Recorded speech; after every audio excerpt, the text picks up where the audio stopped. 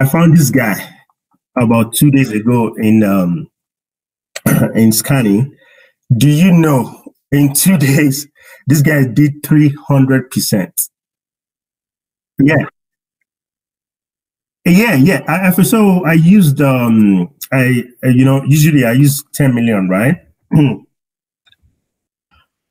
And I just left the price out because I wanted to really see, what was going on with even some penny stocks and the rest. And I think I used the pivot gun when you sent the link out. I think I used it in conjunction with strong uptrend, and that's how I found it. I found that one and this other one too on ONTX. These two.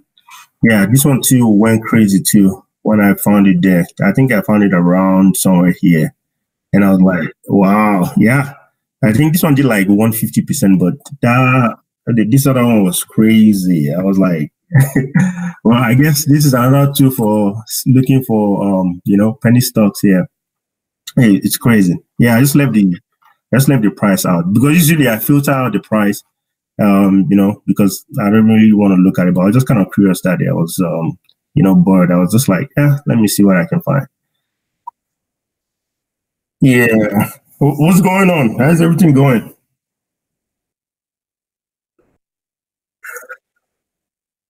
I know. I know.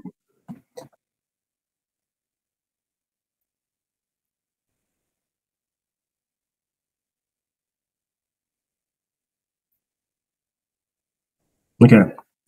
All right.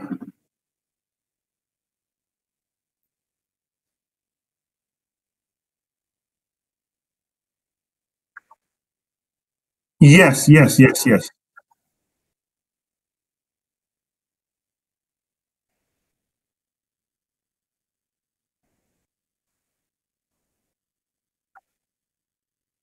Mm. What platform are you using to build it? Ooh.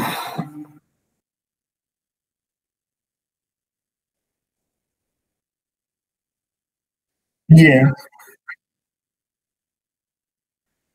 Yeah. Because I know your script and your commands that you use to build the web-based one. You can depending on what you use because I do more like JavaScript stuff, right? And if yeah.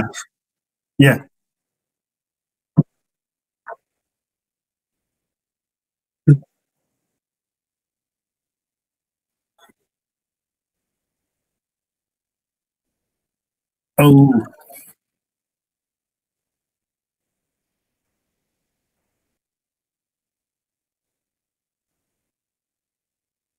yeah. All right. All right, everyone. Welcome to this. Did you start recording already? Oh, okay.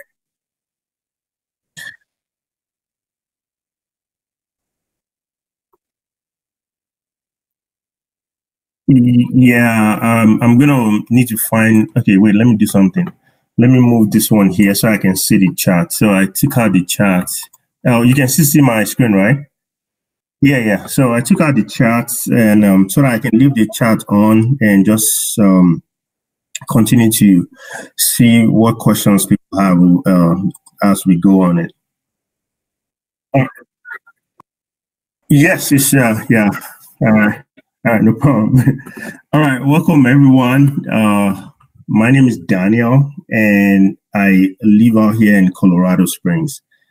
Basically, I've been trading for like over 4 years now. I'll say 5 years, and some change. And I started with penny stocks. That's why I'm kind of like interested in what I can actually do with Tradytics with penny stocks. But I gradually moved into options trading, and I love it. So basically, what we do, when we start, well, when we start up here is that we usually everybody kind of like introduce themselves because to me it's a community and we're all just trying to help each other out. Share information, what works for you, what works for me. I can try and apply it it's something that, it's really, really, really, really awesome, and I can gain from it. So basically, that's the essence of all this session. And I'm going to show you few tricks that I use on this website. And I mean, you can try it out, but overall, everything depends on you, doing some homework and finding the best setup for yourself. So before we actually, begin, I'm going to ask everyone to just kind of like introduce themselves to the group. I'm going to type out in chat. You can just put your name in there and how long, you've been trading for, basically. So my name is Daniel. I'm here in Colorado, and I've been trading for like 5 years now. All right.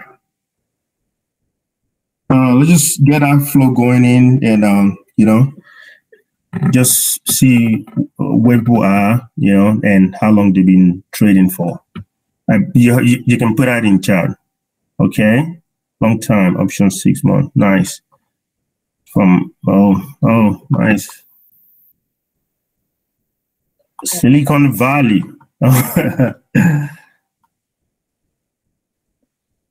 Great. New York, cheers. Okay. So basically, actually worked for me on the website. And please, whenever you want to ask any question, you can just type it in the chat here, and, or if you want to say something, just let me know and I'll bring you on board. So basically, I don't want to go too much over on all this basic website here, because they are just easy stuff that everyone can really, just quickly take a look at. These are like stocks that move today. Over here, unusual stocks and the sectors. And these are the predictions for the different SPY, QQQ, and the rest. And this is Wall Street Bet. And over here, upcoming earnings and all that. So let me go straight into it. On here, I love this so much. And I think there's someone in the Discord group that actually is really doing a good job on it. So you can actually come over here and type any symbol that you want and just use it to do like your initial analysis, which is which I do most times whenever I want to. It's part of my DD criteria, because I want to actually see what people are buying or what people already have, and what's the flow for that particular stock that I'm looking at. So this, I will tell you, is one of the places that you need to always come in, especially if you're trading options. Like you can't miss coming here. The next thing that I would like to jump straight into is live option flow. So here, I love this so much whenever I have enough time. And what it is just basically, what people are trading. If this was a trading hour right now, you will see it, moving in and popping in all the time. But what I do basically on here is after hours. And what I'm looking for is LEAPS. So the first thing that I do is I click on calls. I go to volume greater than open interest, and I'm looking for LEAPS. So these are basically long option plays. And the beauty about it is that, let me show you, before I continue, let me show you guys one symbol, this guy, CLF. So it's so interesting that I started playing this stock around somewhere when it was about $7-ish. And you can see within 2 months or 3 months there, but right now it's trading for $17. And the beauty about this particular stock is that if it moves like 50 cents, $1, the option is moving about 200% or 300%. So, and I discovered it, I think I discovered this a while ago from a system that I was using, but I've been following it like since then, because it's actually on Tradytics too. So this is, I have a leap on this, and it's been printing, and I just left it because I was like, you know what? when I see a reversal on it, I'm just probably going to close it out. But this is where you can actually find what people are actually buying for long term. So once you click on the calls, you click on volume greater than open interest, and you click on LEAPS. You want to come to this bid and ask right here. And there are two arrows there. There's an up one and then there's a down one here. I usually click on the down one. And the reason is that I want to see the cheap LEAP options first. Because if I reverse it back to the way it was before, you see all this one. These are like crazy numbers. Let's start from the cheap ones first. And you can basically just start scrolling down and look for the ones that you're probably comfortable with, or a ticker that you've been trading for a while. So before I actually pick anyone, what I do is I go, so like for example, this guy, I've never heard of this symbol before. So I always like to go check them out. CHNG. Okay, let's check it out. CHNG. All right. On the 1-day chart, wow, this guy's, oh, okay. Let me take this guy out so that I can show you guys something too. I don't know. There is the chart on Tradytics where you can actually come in here and you can find it. Let me quickly open this on a different tab so we can just quickly run through it. And let me just click on anyone so I can change it later. So it's CHNG right here. All right, so here's the chart for this guy, right? You can do so many things on here, like check the support and resistance level. You can do trend lines on it. You know, you can do exit and entry. This takes a minute for it to actually pop up. But once you have it, let's quickly wait for it. It takes a few minutes for it to actually pop up. Come on. Okay. While this is going on, let's go somewhere else. All right. So once you are in there, you can start basically going through most of all these stickers and find the one that might be suitable for you. Let's look at this WP. I don't think I've actually, okay, so the exit and entry point showed, but there's one thing here that I recently started using, which is for you to actually simulate the price, the future prices of different stocks in there. So let's take a look at the one that is kind of popular. So let's look at Apple, for example. So once you click here on simulate, this is price projection. I usually put it on full screen. And what I do is, if I want to buy a contract, for example, let's say week of January 25th, right? So what I do is, I usually write down the upper price limit right now, which is 142. And I usually write down the lower price limit, 134. And basically, you really don't have to do this, but it's something that I've been trying and it's been effective. Then you write down the current price of the stock, which is 126. So what I do here is I quickly just do simple math on it. Let's find our calculator. Where is it? Yeah.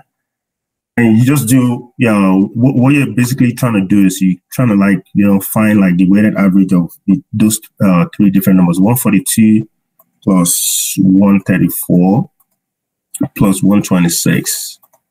And we options, yes. Why look at LEAPS calls? I was supposed to read. Oh, okay. I'll tell you why in a minute. Okay, so the average of those three numbers is 134. So basically, once I want to go look for a particular option in that, I'll have that number at the back of my mind. So for January of 25th January, right? I'll be looking for something around there. But before I pick that, you can always, like I said, it's always better to come to the to check it out on the options board here. Type option flow. Hold on, let me admit this guy real quick. You come here and you want to see what people are buying in there. So it says 134. That's our main price for those stocks. Let's see if people are actually buying.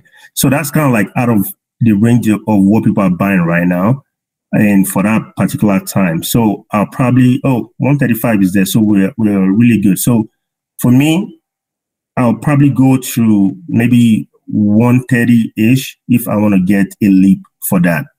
And I just use this to confirm what people are already, buying as of right now. And where I like to always be in the middle of things on the expiration date and on the strike price. So somebody asked a question of why look at LEAPS, opposed to regular options. So LEAPS it's just a different option for you because of the fact that some people like to just buy stocks and hold, right? But because of the fact that you're using option strategy, you're buying, let's say you buy one contract, right? In actual sense, you're actually buying 100 shares, of that particular symbol, right? Underlying ticker, right? So if you buy a long-term option and you hold it, like this one's are extremely cheap. We're talking about $56, and you hold it and you actually go in money and you make, 100, 200% from it, it's the same thing as just holding the regular stock. So that's the essence why I look at some LEAPS. And like I mentioned earlier, this particular stock in here, this one, CLF, this one, I started holding it way when it was like super, super low. I think around $7 or $8, and see where it's at right now. So, and the percentage is just crazy on it. So that's why I buy that. I mean, you can just dedicate maybe like 1-2% of your portfolio into LEAPS and just hold it, and you just keep those ones in there. Then the remaining funds that you have, depending on how you set up yourself to trade, you can use it to trade your regular daily or 2 or 3 day swings. So that's why I actually have that. And you have more, time on everything super, super look good. Like even if the actual option dips a little bit, you can always add more. Let's say, for example, now you buy just one of this one at $56, right? And maybe it dips to like $50 and just add one more. By this time, I think you will make more money. I found a couple of nice stocks in. I think I found CCJ here one time, which was it was a lead that I found here, but I guess it's not here anymore. So that's really about there is one much better on. Oh, okay. So that's basically more about LEAPS, and I just want to let everybody know about that because it's out there for you, and I think you should actually take a look at it and give it a try. One of those symbol or any ticker that you like. Now, this is one of my best friends here, Option Droid, and what I do here, I know people basically, maybe you've seen the other seminars that we have, and this is where I pick out my list of symbols and tickers from. And what I do here basically is I come to bullish, and let's see. Oh, so let's pick for today so we can filter out some stuff in there. All right, let's see what okay, so it's back to 2 pages. So what I do basically here is I'm hoping someday we'll have ability to export this into an Excel file. But what I do basically is I actually copy most of all these stickers and paste it in an Excel file. But because, I really don't want to waste too much time, with people today, I'm just going to copy the first page and show you what I actually do on it. And it's really, really awesome. This is part of one way that you can actually do your own personal DD and, before the market actually opens. So once I copy all that, let me bring this out here and then content close. Yes, so read on there. All right, and I just come here, paste special, and what I want to do is because all I need is just the text in there. I usually just take this one out, delete, take this one out, delete, take these guys out. Then just basically go through, let's see. How many people actually use Trading View on here to check charts? Let me know in the group chat. Like, what do you usually use? What do you use for your charting? Do you use Thinkorswim? What platform do you use? I use the TOS. Nice. Okay. So on TOS, I know you have a lot of nice tools on there, but I'm gonna show you guys some few tools on what is it called, on TradeView today, and I'm telling you, it's awesome. So let's go back to the website. All right. So the very first one that we have here is ABT. Okay. I don't think I've ever charted that before. So let's go do the chart for it. ABT. All right. So here it is. So I have some setting tools that I use, and I will quickly go over it, and you can use whatever you want. It doesn't have to be, what I have in there. Let's look for EMA, for example. I just add 2 in there. I took out all these stuff from my list just for this seminar, but I usually have them on there already, so I can just show people overall what the tools you can use on here too. Hold on, I usually put this green and I say, okay, I change this one to red and I have this as 50, right? All right, we got that. Then you should also look for this on here, simplest. Try and look for this guy, relative strength index, this particular one, and I'll show you why. So I have it already in here. And what I do basically is, this is the daily chart for it. Even if you don't know how to basically look at charts, right? What I recommend doing is, the first thing is you change this thing into line. And I'll tell you why. Because when you change it into line, you can see different various points of, support and resistance. It's a little bit clearer. Like if you want to draw your lines, hold on, let me admit all these guys in. If you want to draw your lines, right, you come here and you just basically look at this. So for me, this is a very nice point here because there are so many things happening here across the board. Also here, I'm also interested in this place here. Let's go here. I'm also interested in this place here and this last one here. Then come over here and add this onto it. Now, same thing for this RSI too. I always look at it too and I draw my lines in here, and I'll show you why. I draw a line here. There's also a line here.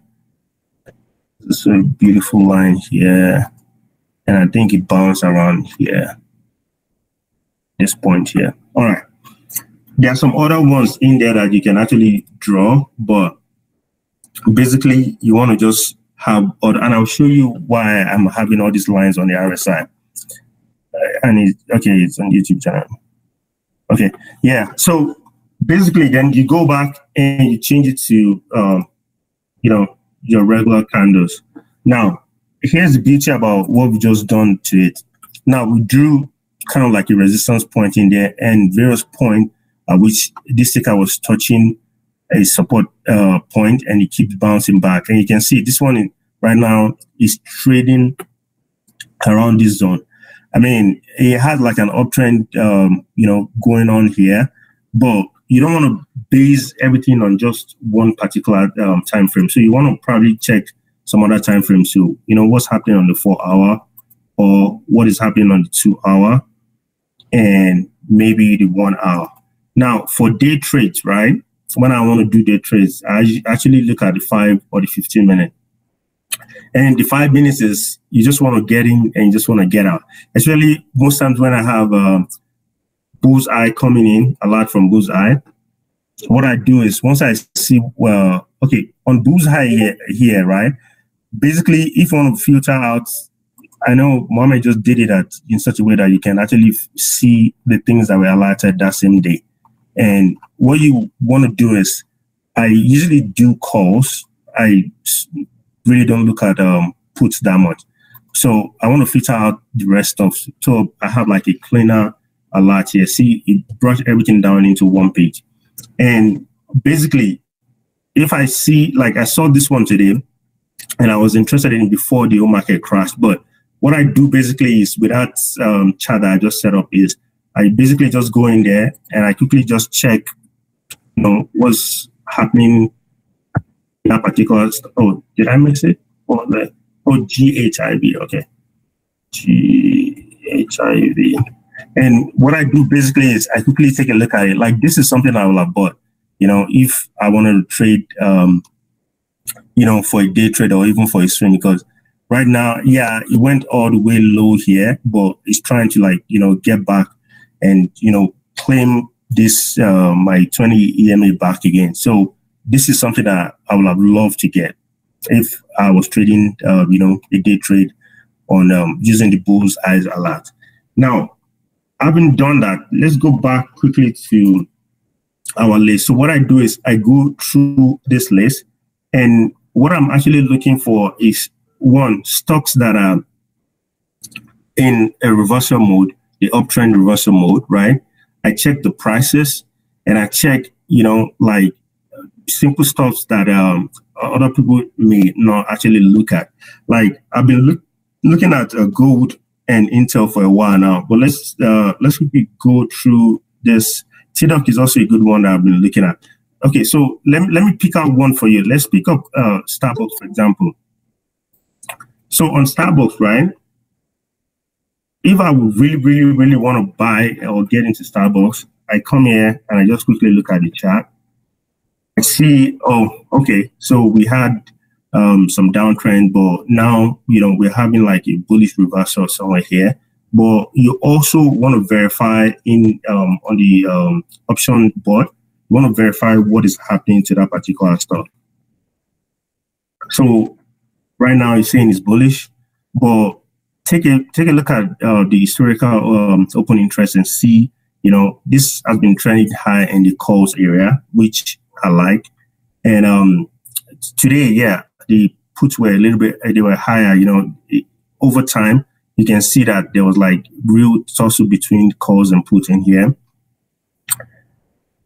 I spend my time more right here because what I'm actually looking at is what strike price people are actually, interested in buying and the expiration date. I know somebody asked earlier, why get a leap? So this is a good one here. Somebody has this one all the way to June of this year, and they had 110 strike price. And if you go back and look at Starbucks is currently at 104. Is it gonna, probably get there? It's possible, so it's basically on your strategy and how you actually plan on using, the alert system. Like I love Bullseye, but most times I always try to verify, before I actually jump into the trade. Sometimes it might be too late for you to get in. Yeah, it's fine. You can always, get into another alert. So don't feel rushed that you have to get into everything that, you get the alert from. Or if you don't have enough time, you can always just quickly do, simple research like that. And before you know it, your option, we start printing some good percentage for you. Now, I want to spend some more time on scanning because I think a lot of people don't really use it that much. And I'll tell you why. Most times here, I come to, once I get to scanning, on the minimum volume, what I do is I actually start off with 10 million. And the reason why I start with 10 million is I actually want to see, stocks that are actually doing well. AL is a good one too. I don't know. Let's take a look at the chart. I saw this. There was a good leap. Yeah, I think I charted this already. There was a good leap that was sent out for AL, and I truly like this. I'm positive that AL is gonna, he's already trying to get his uptrend back. So he's gonna probably be back once, COVID gets down. and all the political issues, are fixed, I strongly believe that, this is going to go back to the heydays as soon as possible. So once you come into scanning, I actually start with 10 million. And the reason is I actually want stocks that have, good volume. And just taking a look at this right now, you can see the list. It's a lot, right? So this is where you want to start using all the filters that you have here. Usually, I always start with stocks that are support. And you can see once we did that, it gave us only 22 symbols right now. And taking a look at all this, there are some tickers that are going to stand out to you. AMC is having issues with bankruptcy and all that, so we might kind of leave it right now. But even if you go back to the chart, even though for the issues that they're having, I truly believe that this is gonna go up soon. But let's leave it. I don't want anybody wasting their money or time money up in AMC, because we don't know it might get deleted from if they don't make it, or it might just be a penny stock soon. So let's keep going to using scanning. So Facebook is a good one. And you always want to look at all these signals here. So on Facebook, you see it has a lot of good stuff on there. Golden Cross is our support. It has the pivot gun, in there. And this was just added in there. And you can see here, once you hover over some of all these filters, it will tell you exactly what the filter is for. I didn't even click it on there. I just put our support. But look at all the good signals that are in here already. So Facebook, let's check it. This is what I do basically. I check it. Okay, Facebook. I've done a lot of crazy chatting on Facebook. All right. It's because of what happened today. I believe Facebook went really, really down. However, I'm a little positive about Facebook, climbing up soon. And the way you also want to do that is you want to also come here and check what people are looking at in Facebook. So Facebook is bullish, and we had a lot of premiums, in the calls today. Okay, hold on. And overall, you can see this is what people are actually looking at for Facebook right now. And looking at the price, honestly, if we go back to this let's see what Facebook is all about in here. 1 minute. All right, let's go to projection, and boom. All right. So if I want to get the January 25th call, for example, I'm looking at the higher price limit, the higher band, and the lower band, 287, 267.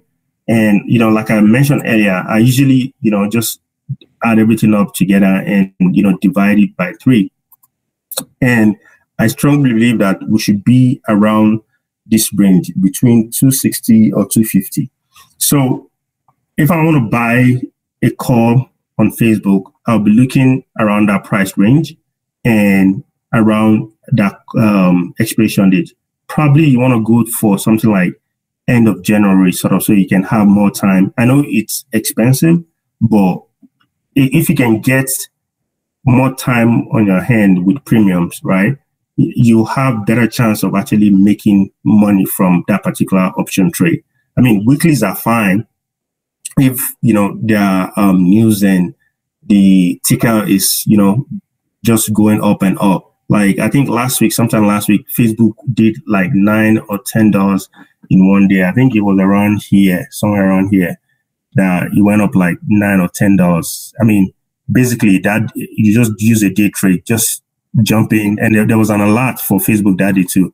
You just basically jump in, make whatever percentage you want to make, 20, 30, 40, 50, 100%. And, you call it a day. So once you go through all this, right, you just pick. I know for a lot of people that are new to trading, right, you may not have certain stocks or certain symbols that you have.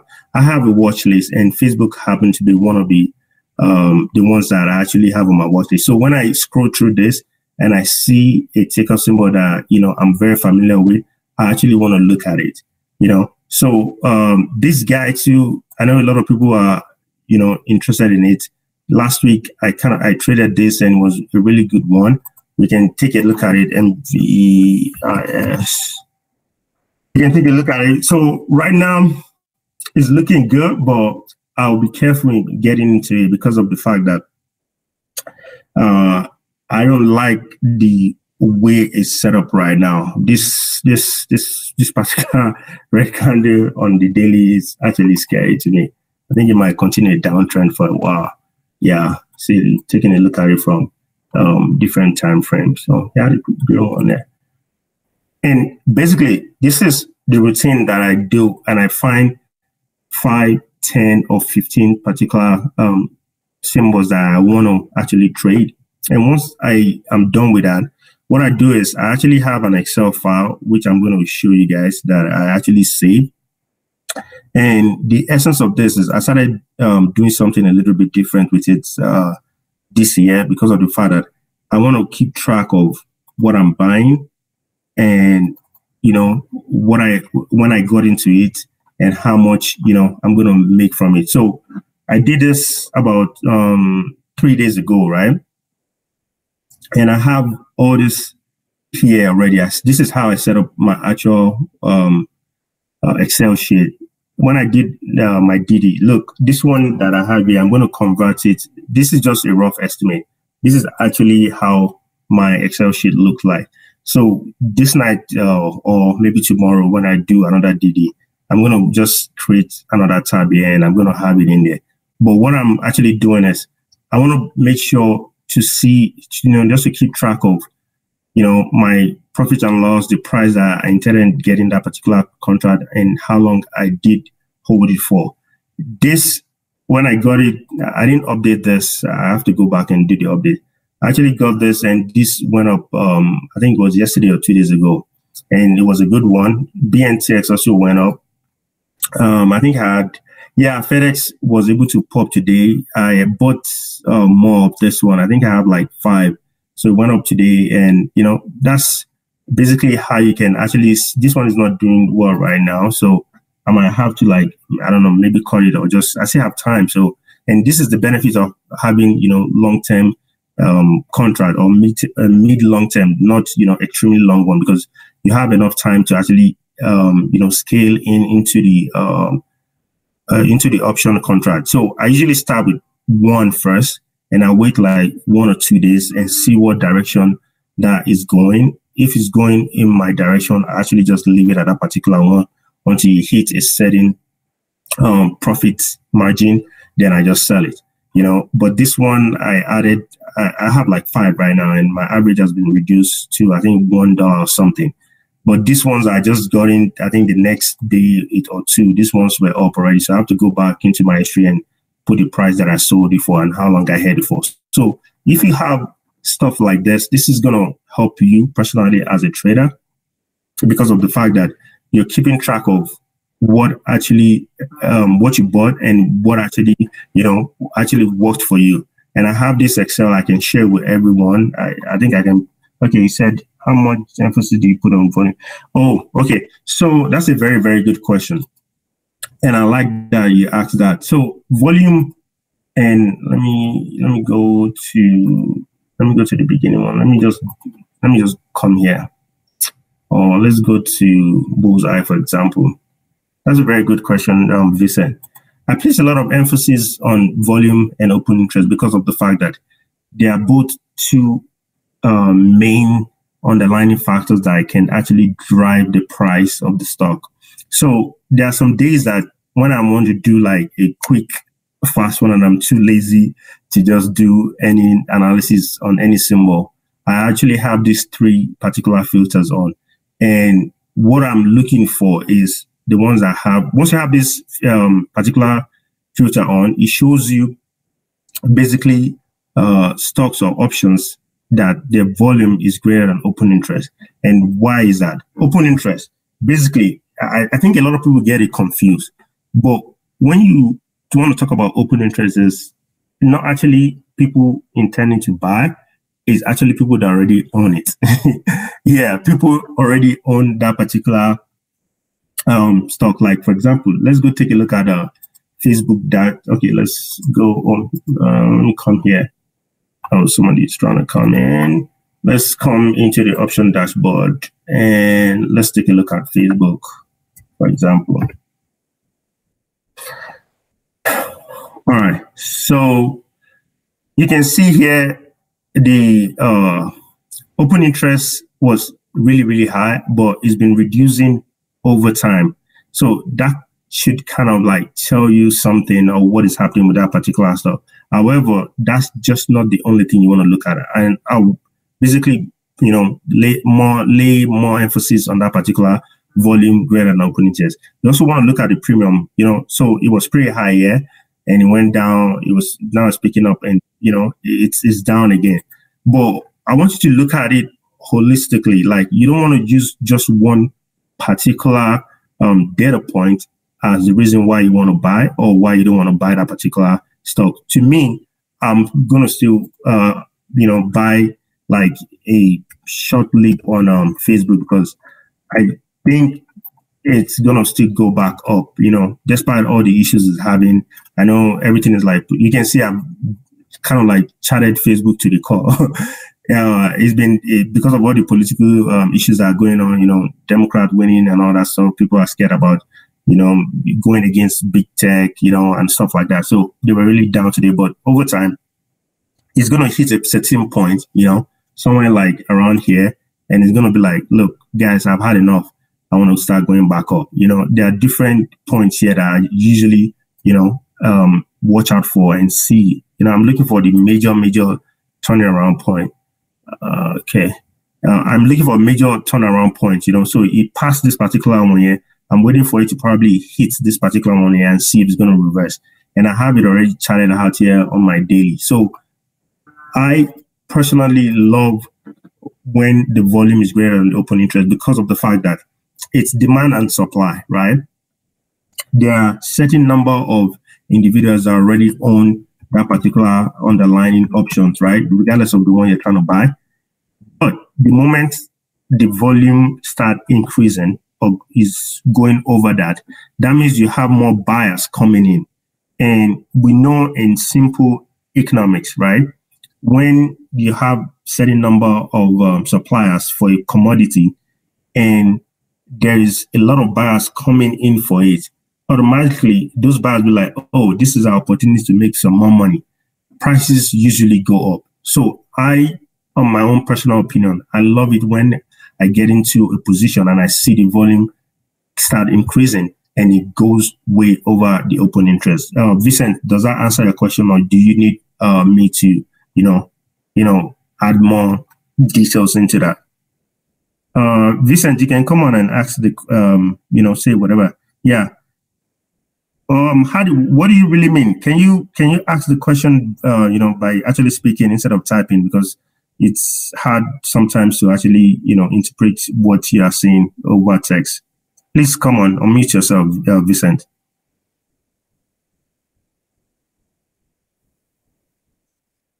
Hello?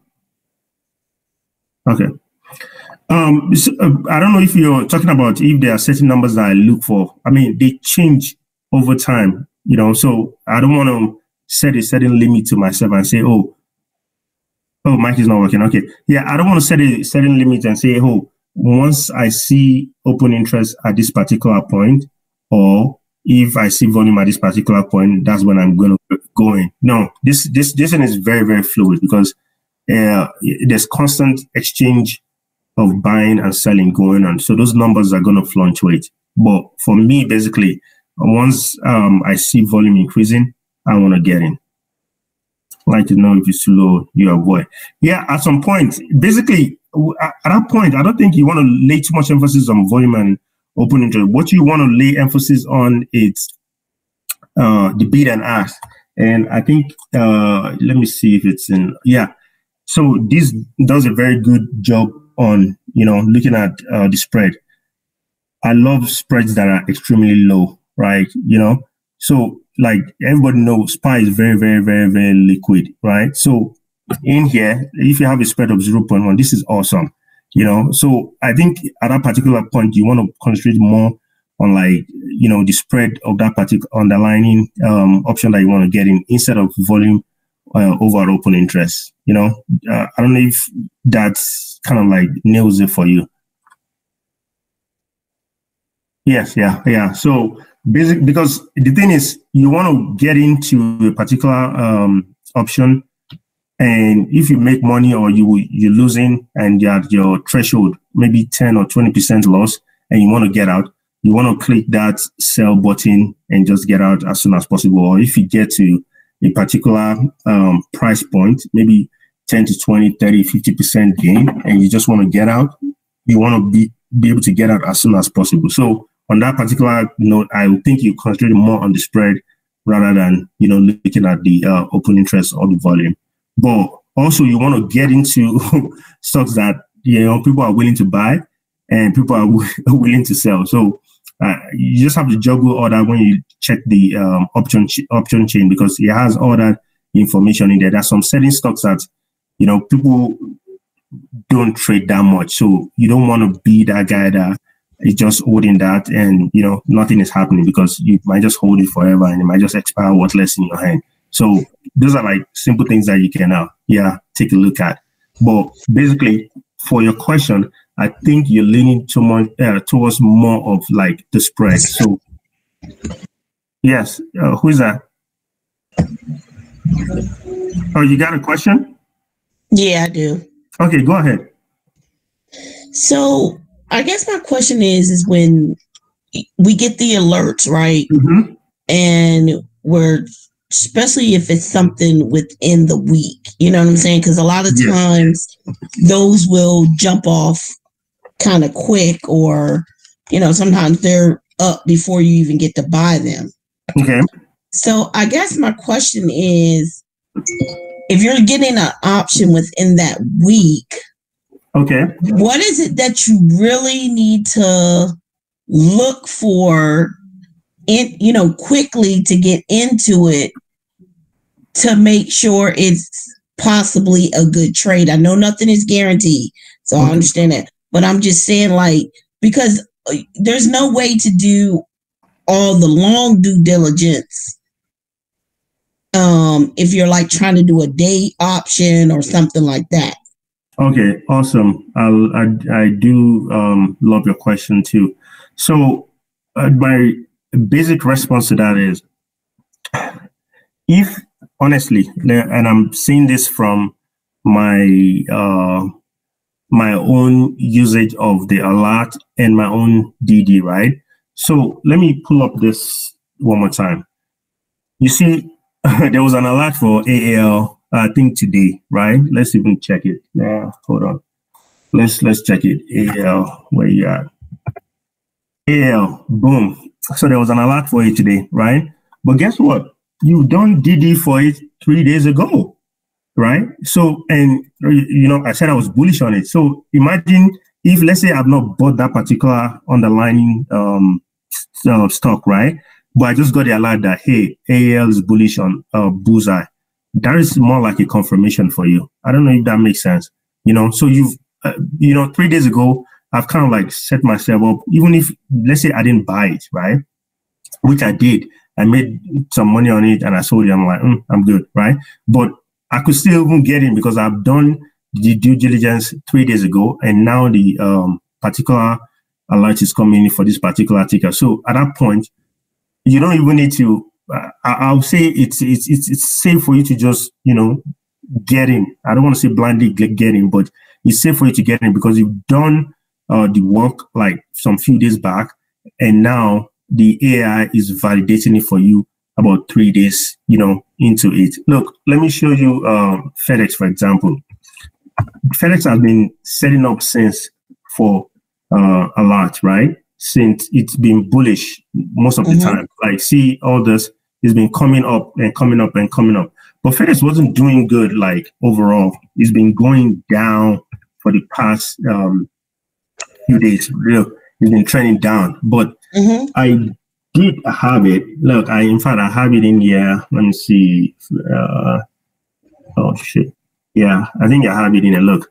So, but I already, set myself up already that, okay, FedEx, yeah, I've done the DD, I know it's bullish. Okay, I'm gonna, get in, and I've started, I have options already in it. So overall, you're right. Sometimes, people are at work and they don't have time to actually go over all this and, check charts or check, what is trending or whatever, But if you've done it sometime, some few days back, and Bullseye comes up with the alert, that's a very good way for you to just validate it and say, boom, I have it right.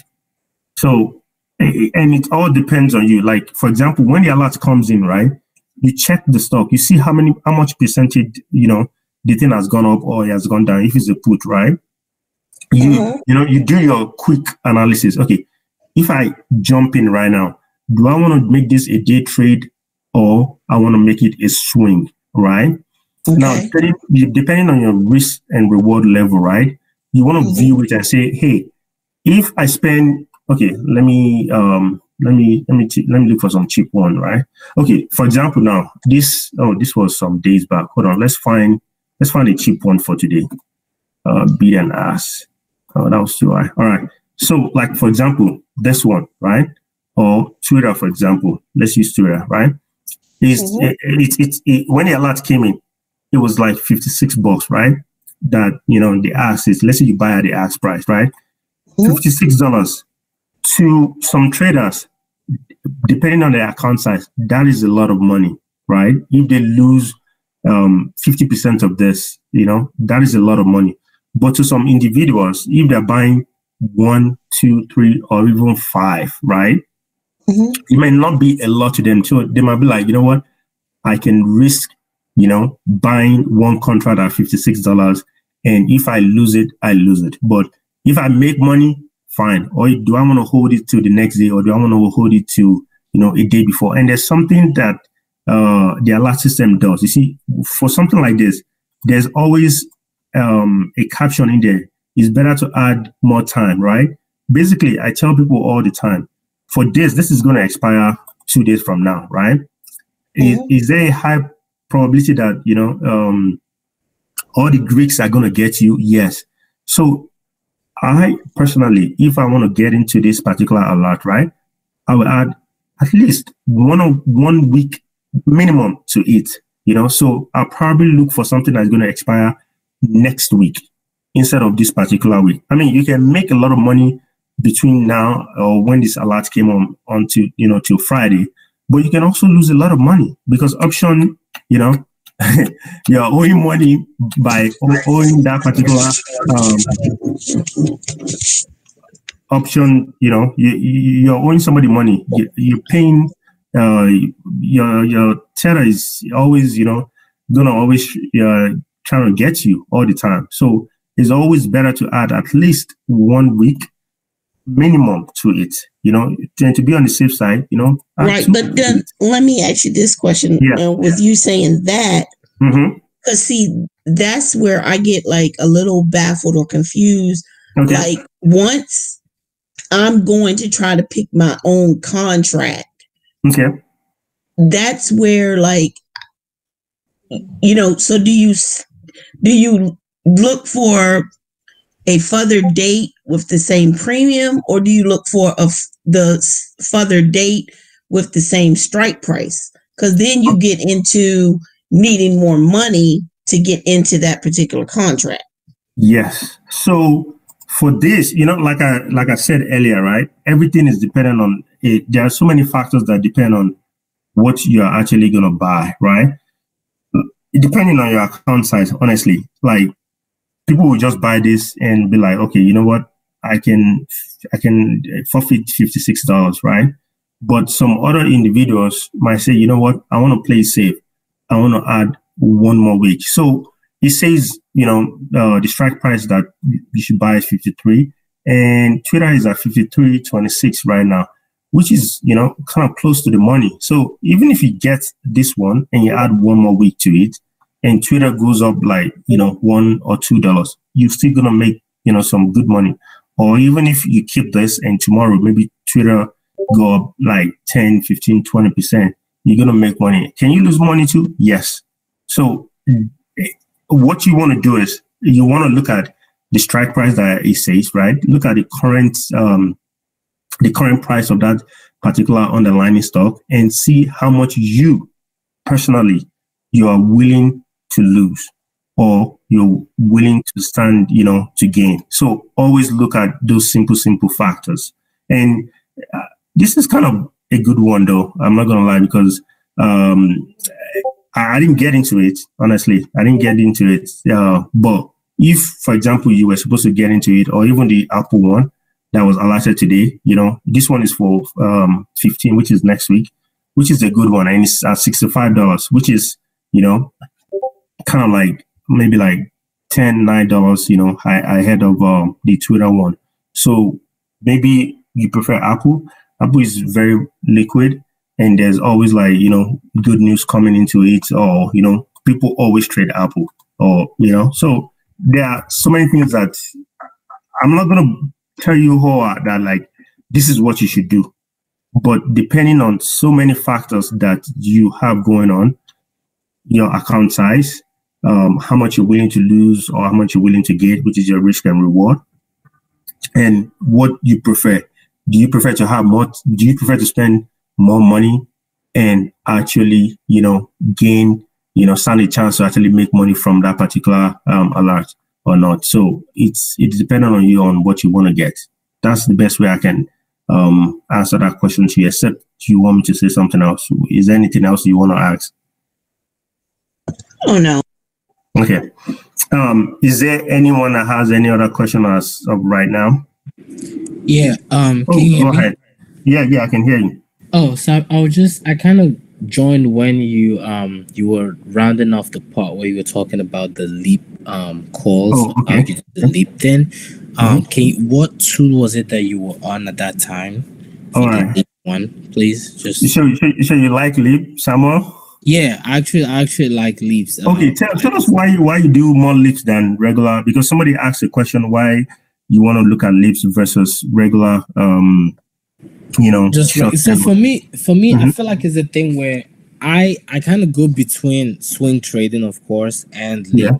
I like LEAPS because, number one, if you really analyze the stock very well and you do your really good due diligence on it, and you choose like good strike prices, you're almost sure that, look, this thing will definitely come here at some point. If you buy a contract that's like 1 year away, you're like almost sure that, look, within a whole year, are you serious? Like, this thing will not come up like 20 points or 30 points or something like that. Like, that more than likely will happen. And then you back it up with whatever catalyst that you have, maybe coming up for it, stuff like that. So for me, as of like LEAPS just give you peace of mind with trading. LEAPS literally make you more of an investor than a trader. And, I really want to go more towards the investing side and just have that peace of mind. And LEAPS are also for people who, if you have other things going on in your life, like, like a day trader. Yeah, exactly. And I'm tired of losing money to weeklies. Weeklies. I lost a lot of money on weeklies, man. Like, I've lost money on weeklies. And I've realized that my LEAPS give me so much peace. Like, I just get in, leave it. Even the days where, like, the market is bad, yeah, it comes down a little bit, but it's not really bad at all. Like, I have it just gives me that peace of mind. I've been in this contract, Zynga. Is this country is a Chinese company, I believe. Zynga, I've been in one of their contracts. I forgot what strike price I chose, and is a January 2022 contract. I entered in towards the end of December, towards the end of last month, and it's a January 2022 contract. It's up 52%. Wow. And I'm just like, look, this is a general. Of course, maybe someone who played the weekly or a month away when I entered, maybe they would have gotten more percentage.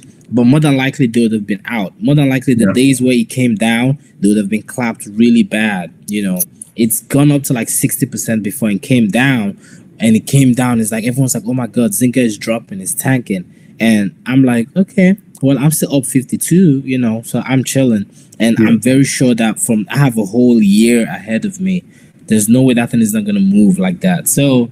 But yeah, so for me, I kind of really like LEAPS and longer swing trades. I'm not really a fan of scalping anymore. I used to be, but I'm really not anymore. So I really just try to do like the swing trading side and then the leap side. But yeah, that's awesome. I'll go over it again and I'll tell you, and I'll just show how I actually go and search for leaps. And to just add a little more to what you just mentioned. So on Micron, right? I bought that was back in, I think it was in September or October. I bought a leap for it was at that time it was like a midterm leap, right? I bought a $50 contract when it was, I think it was about $47 or $48, right? To expire January, I think end of January, and I paid I think around $700 for that particular contract, right? Right. So let's do the math, and this is where a lot of people don't get it with leaps, right? Let's assume that I bought 5, right? So I paid $3,500 for it, right? Right. Do you know how much that contract is selling for right now? It's selling for $3,000. The one that I paid $700 for. Though I didn't wait for this time. I already sold it like way back when it started. Yeah. Wow. It's one of the things that I'm kind of like trying to change now. It's selling for $3,000 right now. So let's now multiply 3,000 times 5, right? So that's 15K, right? Remember, I paid only $3,500 for it, right? So a total of 11 grand, right? And 11,500 for it. And I think let's even assume that I held it for like 3 or 4 months. Let's even use, 3 months, for example. So that thing will have been giving me 3,800 every month if I've kept it and I had 5 contracts in it. So that's the beauty of leaps. It's just honestly money. Yeah, I'm telling you. I did the math and I was like, you're just crazy. And there's another one too that I bought. I don't know if I mentioned it before.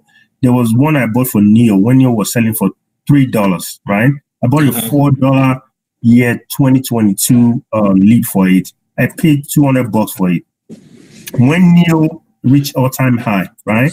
That thing was selling for around $4,500, all the way from $200, which is like, let's say 6 months difference. So let's assume, and I'm just doing this math just to show you the power behind leaps, and honestly, why I'm leaning towards, holding more of it this year than, just, constantly trying to like trade every day, because it's just going to wear out at some point. So let's say, I'm serious. So let's say I bought like 5 again, multiply by, so I paid $200.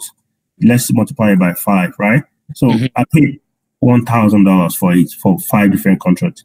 And I mentioned that thing was, let's even say 4,500, right? Multiply by 5. So 22K. And remember, how much did I pay for it? I paid only $1,000, right? So wow, 21K. Then divided, let's even say by 6 months. So overall, see what the price is. See how much on a monthly basis that thing will have given you if you have had it for that long. So that's just the beauty about leaps. And I really, really want people to consider leaps so much. So, but over here, this is how I pick my leaps. So I come to calls. That's the first filter I have on. I come to volume, create an open interest, and I click on leaps, right? Oh, shoot, hold on, something happened. Let's go back for today. Come on. All right, so calls, volume, and leaps, right? Then I start. There's 2 arrows here, an up one and a down one, and I use the down one to start off my filtering process because I want to get like the cheap guys first, get to the cheap guys. Yeah. So overall, what I do is I just scroll down and I look for stocks basically that number one. I wouldn't buy this one. This one is already doing his own thing. Bank of America would have been a good one too. I had a leap in this one too. I sold it way too early. So I've learned my lesson. I'm gonna leap in Wells Fargo too. Yeah, I'm gonna be keeping it a little bit long. I'm just trying to find one good one that this guy is too high already, so I wouldn't even get into it. Let's see. Let's find some good one here.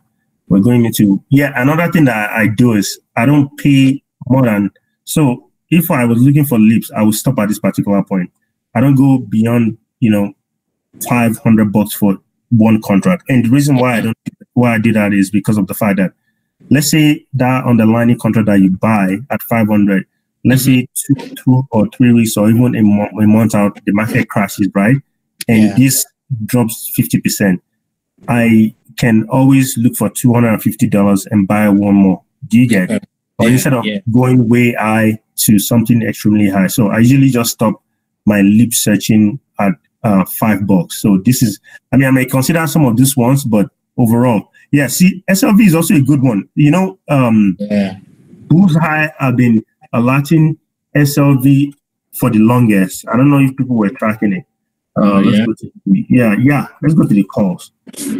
But he's been alerting it for a long time, right? Yeah, I'm telling you, and I've been following it since. But you know, a lot of people may just not, you know, pay attention to it.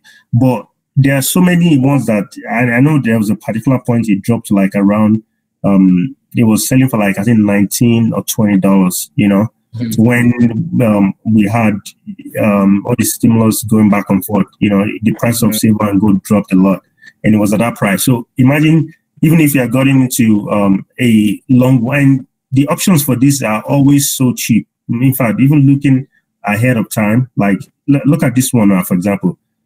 This was back then. It was selling for just $1.60. US is 160. So they are always pretty cheap. So basically, once you get into here, live option, this is where I find all of them.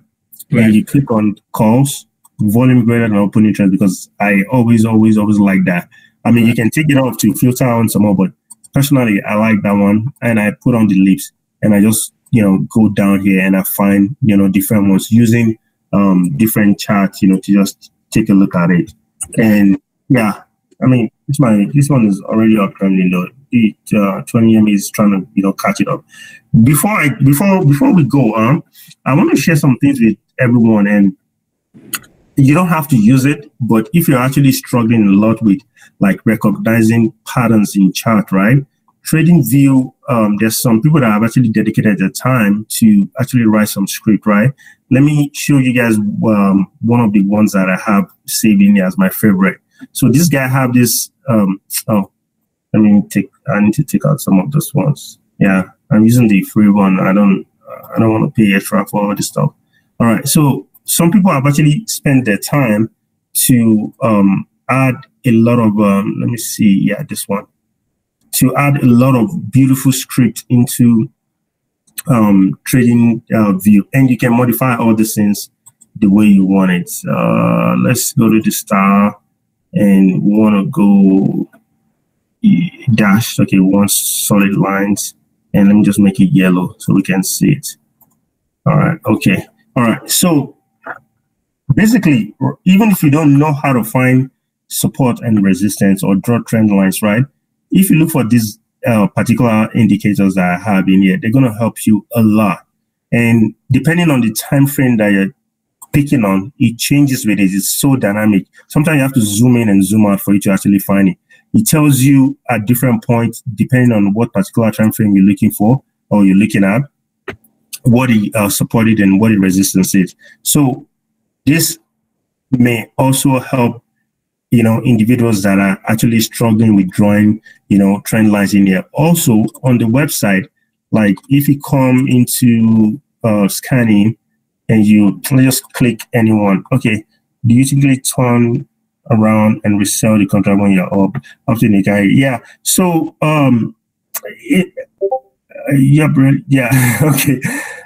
If you buy, depending on what you're buying, if you're buying a LEAP, I recommend you hold it at least, it depends on how long the LEAP is. If it's like a 1-year LEAP, I would say you hold it like halfway and see what it is, right? I had a LEAP in Intel too that was like for 1 year.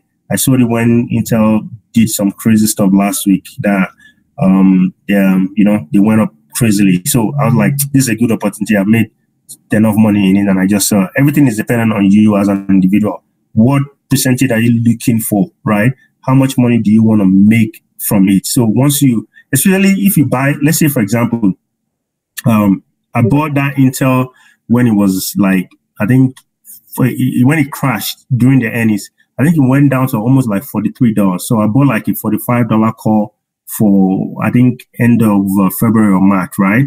And Intel passed that particular strike price. And I think I waited till it was about, I think, 48 or 49. And I was like, I'm good. Let me get into some other underlying stock. So basically, as an individual, you have to personally, select where and when you want to sell. But I would say you owe it at least half of the duration, if it's a long-term one. That's what I would say. It's crazy because the same, they're not being gonna. Yes. So on here too, you can do all your, beautiful trend lines. You can draw as much as you want in here. You can let the system draw it for you. Yeah, even if you don't know, how to actually, use it. So then I got my. Yeah. Mr. Dan. Yes. You went a little fast on that indicator. Could you go back and so we can see which that was? Because this one. Yeah. So you put the. So you find it from here. So you go to FX, right? And if you type in, so the ones I have on is this one, right? And I have this guy on, right? And I also have which one on? Yeah, I have those two on.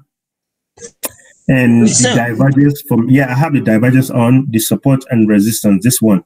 So if you go to Trading View and you just type this guy's name in there, his name is he has a lot of let me see if I can find him for you. Hold on.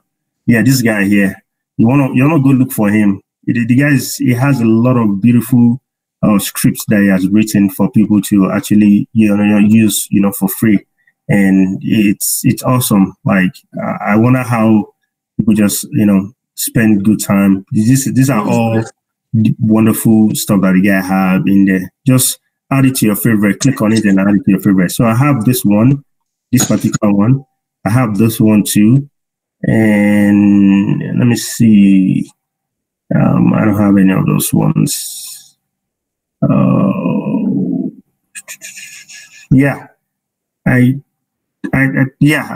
not this one. Yeah, I think I have 3 from him. I just spent time to look for people that, and the guy is very popular on Trading View because a lot of people actually use a lot of all his stuff. Like you can tell from comments being made and how many people have actually set up using it. So this is the guy that you want to look for, and you just add those particular scripts into as your favorite. I have them as my favorite, and I just most times just go back and forth in it. In fact, there was one nice one that I also like in there. Let me show you real quick before we go. Is the Trading View account free? Is it? So it's a free account. That's what I'm saying. Like you can go ahead and pay. I think $14 or $15 to add more stuff. But look, this is already a lot, on the screen. So I don't want too many stuff in there. So I'm like, I'll just keep the free account. But I mean, I know what I'm looking at, right? But overall, it just helps you quickly just draw everything real fast. Like, let me take out one so that I can show you guys one other one. So this one, I like this one. It's uses linear regression to actually plot, and tell you what it is. So depending on, let me go back to 1 day. So depending on this arrow, right, it tells you exactly what it's doing. One for this one for Tesla. This is an uptrend right here. So if you go to the okay, hold on. Let me show you what the thing is all about here. If you go in and you click on this, it tell you about that particular. See, it tells you what everything is, the arrows. So it says this is uptrend and downtrend and all that. So there's so many tools that as an individual, even if you're not very good about looking at charts, drawing lines and all that, or you actually don't know what you're looking for, there are people that spend time to actually put all these things in there. And the guy is awesome. I'm not gonna lie. Like is a very good script. So like right now it's saying Tesla is uptrend from what we're looking at in there. Let me go back to, let me find another one. Like the same thing with Apple too. Let's look at Apple real quick.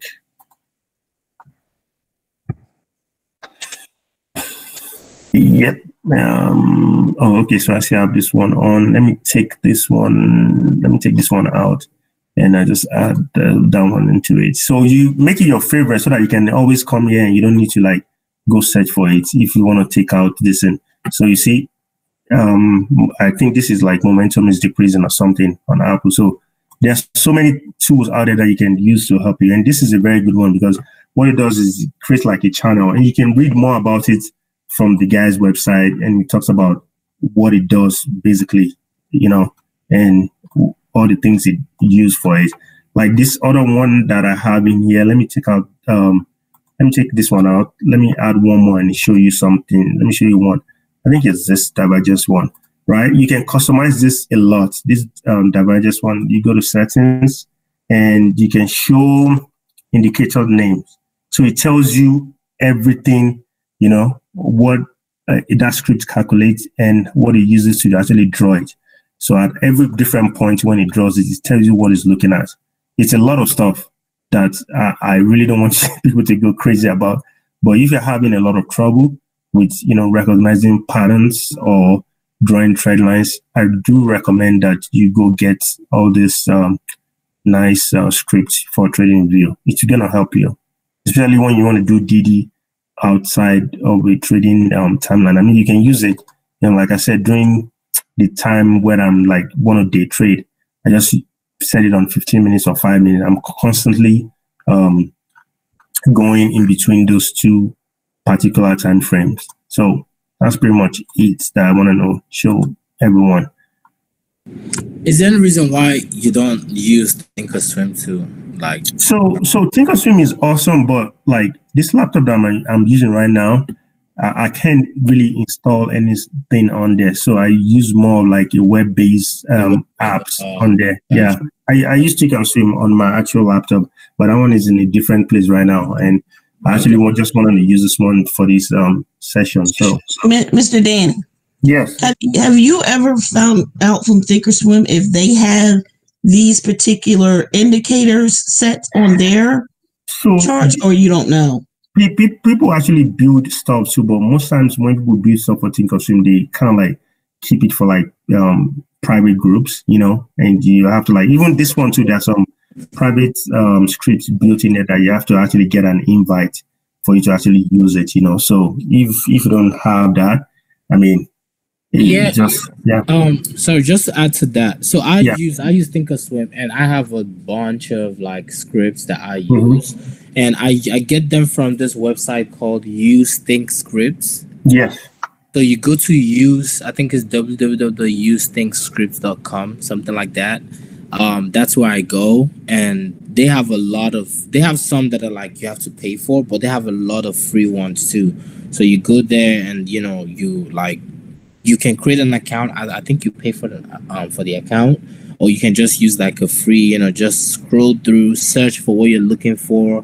Let me say you're trying to find that linear thing now. You can go there and search for linear regression, and you see different ones that have been posted by different people. Read about it, see the kind of comments they have, and decide if you want to like download it. So they always have like the download link there, or you just copy the link, go in your Thinkorswim and like paste it or something like that.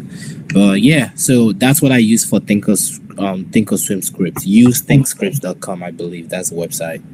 Yeah, and if you go on YouTube too, and to add more to it, you can just Google on YouTube, how to add scripts to TOS, and there are different people that walk you through it. I use this because it's so simple, and I've been using it for a while. I'm already used to it, so I just stick to this, and I can use it anywhere. I have it on my phone, and most things that I've done the chart on, they actually transfer on my phone. So even if I'm not with my laptop, and like you said, if I see some alerts, I just quickly go put it in there, and I look at what it is. I'm like, oh, I'm gonna get into this one. Oh no, I'm gonna let this go. So it's dependent on the user. It's more on the user itself. For chart volume, not just price. So they will have it, but as of right now, those are the ones that I am using, and I just want to share with everyone. But I mean, maybe if I dig into it and I find a certain one that actually, talk about volume, yeah. But I mean, you have the volume bar here overall, though. So I mean, you can see even if you change it to different time frames, So I'm not really worried about it much once I have those ones, because honestly, this is my bread and butter right here.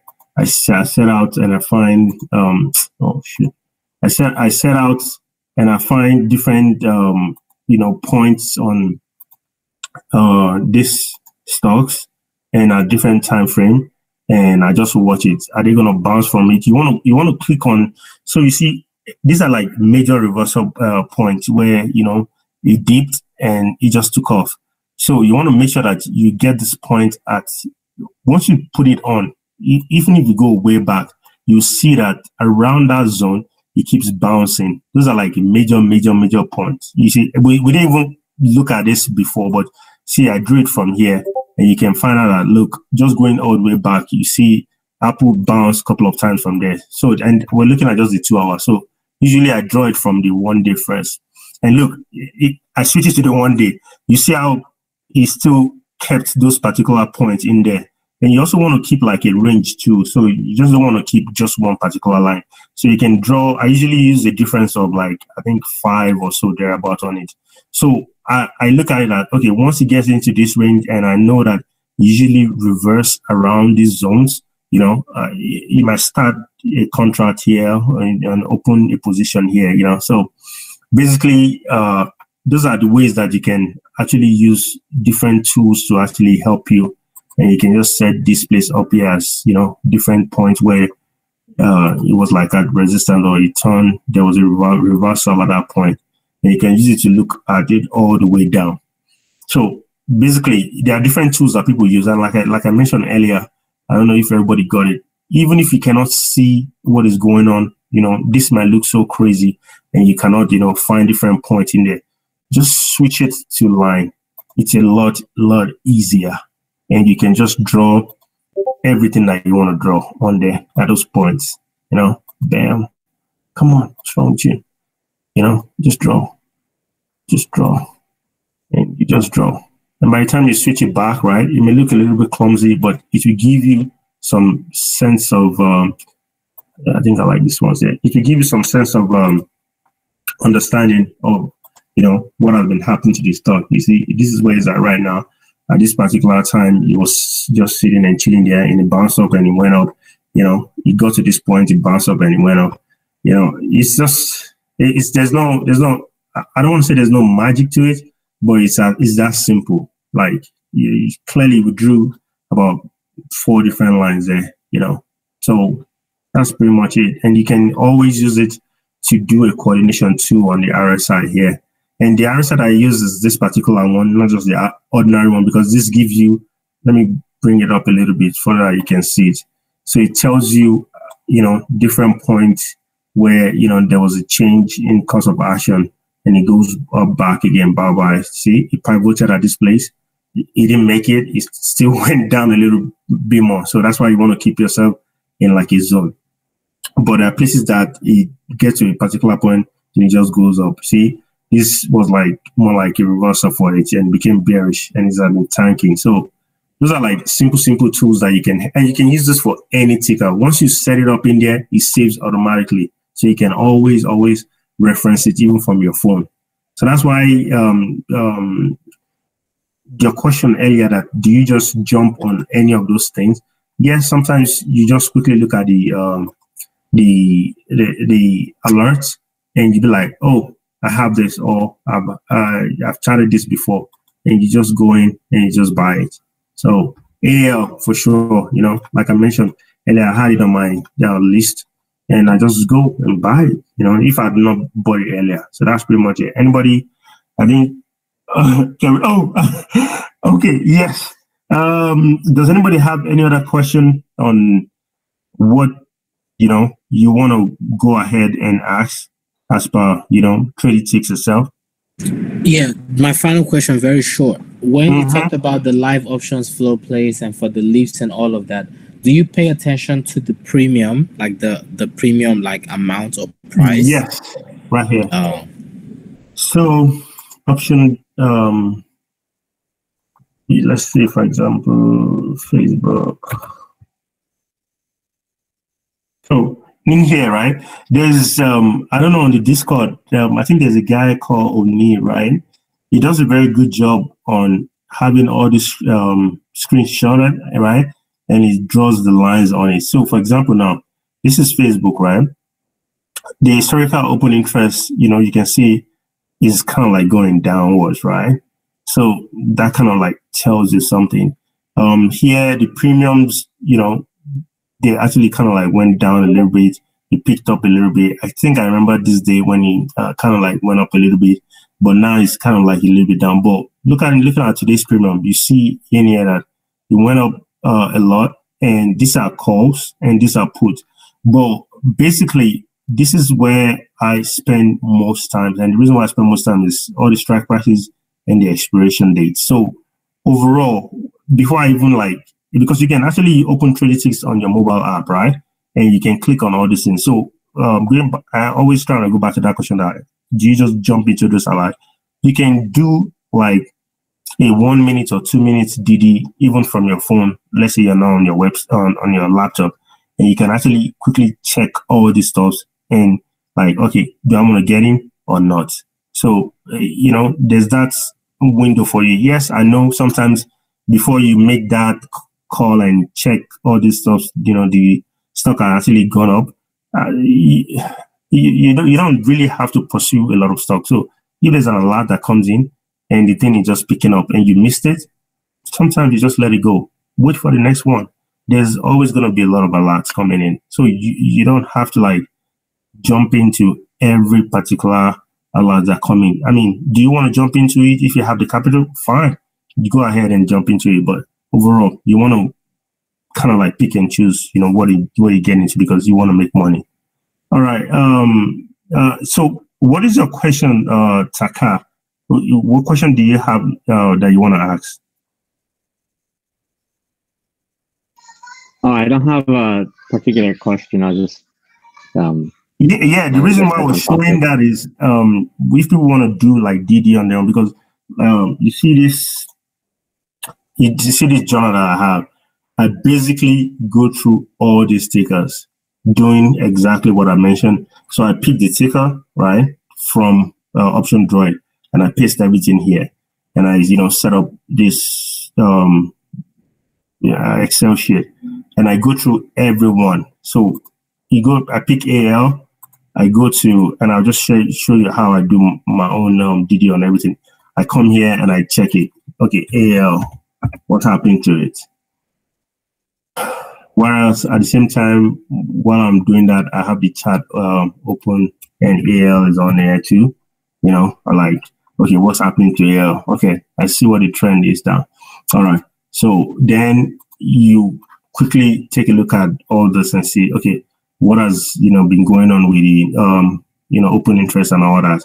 You just quickly scan into if this is like a long-term one or a short alert one that you're trying to get into. Like, take a look at this day. The calls were extremely too high. So the premiums, right? So I definitely, and this is what I was talking about. You always want like volume, to increase so much so that you always want to make money. This day was a good day to get into AL, sell, or even hold, And then for that particular day, you can see that the calls premium were higher than the puts on here. So, you look at that ratio too. Then overall, just looking at this, you see that there are more calls being bought. Look at the premiums and look at the volume and look at the open interest. There are more calls being bought and, at different strike price. The average strike price, if I'm getting to this, probably between 15 and 16, because I think the option is the underlying stock itself is around $15 right now. So just looking at all those simple factors, you just be like, okay, do you want to buy or you don't want to buy? So for me personally, I think AL is a good buy right now. Yeah, that's what I'm telling you. So those are the process that I go through step by step to do when the market is not open. Because like I mentioned in the Discord earlier, I said there are different times that you want to do your DD, which is off time when the market is not open, because of the fact that you have time to actually analyze and look for what you know will be profitable for you, and you document it, either in an Excel or on a sheet of paper or whatever it is. As long as you can always go back to it, then you just pull that trigger on it, and if you've done your DD well, 9 out of 10 times you're gonna make money from it. Is there a Tradytics scanner that could alert us when there's unusual option activities like very large call buy from a particular side? Okay, so I don't know where Mohammed is. I honestly sure that you can find, I don't want to say that a lot that you can get it, but I'm honestly sure that if you come here and so, but these two might be, the best that you want to use. So Mohammed said this, right? So basically you said you're looking for unusual option activities. Okay. You might have it in here, and I don't have the filter here that would actually give it that alert. But if you come here and you look at it, right? Yeah, usually that. Okay. Yeah, I was thinking about that. Okay. So if you use this, right? This should answer your question, SRS. But basically, and I love this OpenTrust because of the fact that everything they're looking for is basically here. Like in a snapshot, you have everything: the momentum, the bid and ask, the spread, IV, the data, and the tether. Yeah, everything is in here. So let's do something. Let's start from the lowest. All right. So for today, and one thing I like about it, okay, let me go back to the date. Let's go to today's date. Oh, okay. All right. Boom. And let's go to the bid and ask. Let's reduce it a little bit. Yeah. So, like I mentioned earlier, there's some very nice cheap stuff in here, and you can look for the cheapest one too. You buy some cheap one, and as long as you have time on it, you see what is gonna go ahead. Anybody have any other question to ask? Anyone have anything else they want to share? I guess final question: what's your favorite bullseye or options droid? This is why you're always asking me crazy questions. Yeah, so I would say option droid is my foundation, and my favorite, and this is very personal, my favorite thing to use on Tradytics is scanning. I love it so much. I'm telling you, like this is where I made my first money on Tradytics, because I came in here and I was just messing around. Then there was the filters weren't this much. I'd always look for stocks that were at support all the time. Because at support there are two things that can happen to you. Either you create another support, or you reverse and you start going up. So I always come here and I, like I said, minimum volume. I just keep it at 10 million. Then I start going downwards if I don't like all the ticker symbols that I see there. One thing I will point out to everyone is, if you come here, anytime you come to scanning, right, and you see Tesla on here, please buy it. Because okay, yes. So you said I should explain it. Okay, I'm going to explain it. So I come here and I put, I come to, let me go back to it real quick. So maybe that one will answer your questions.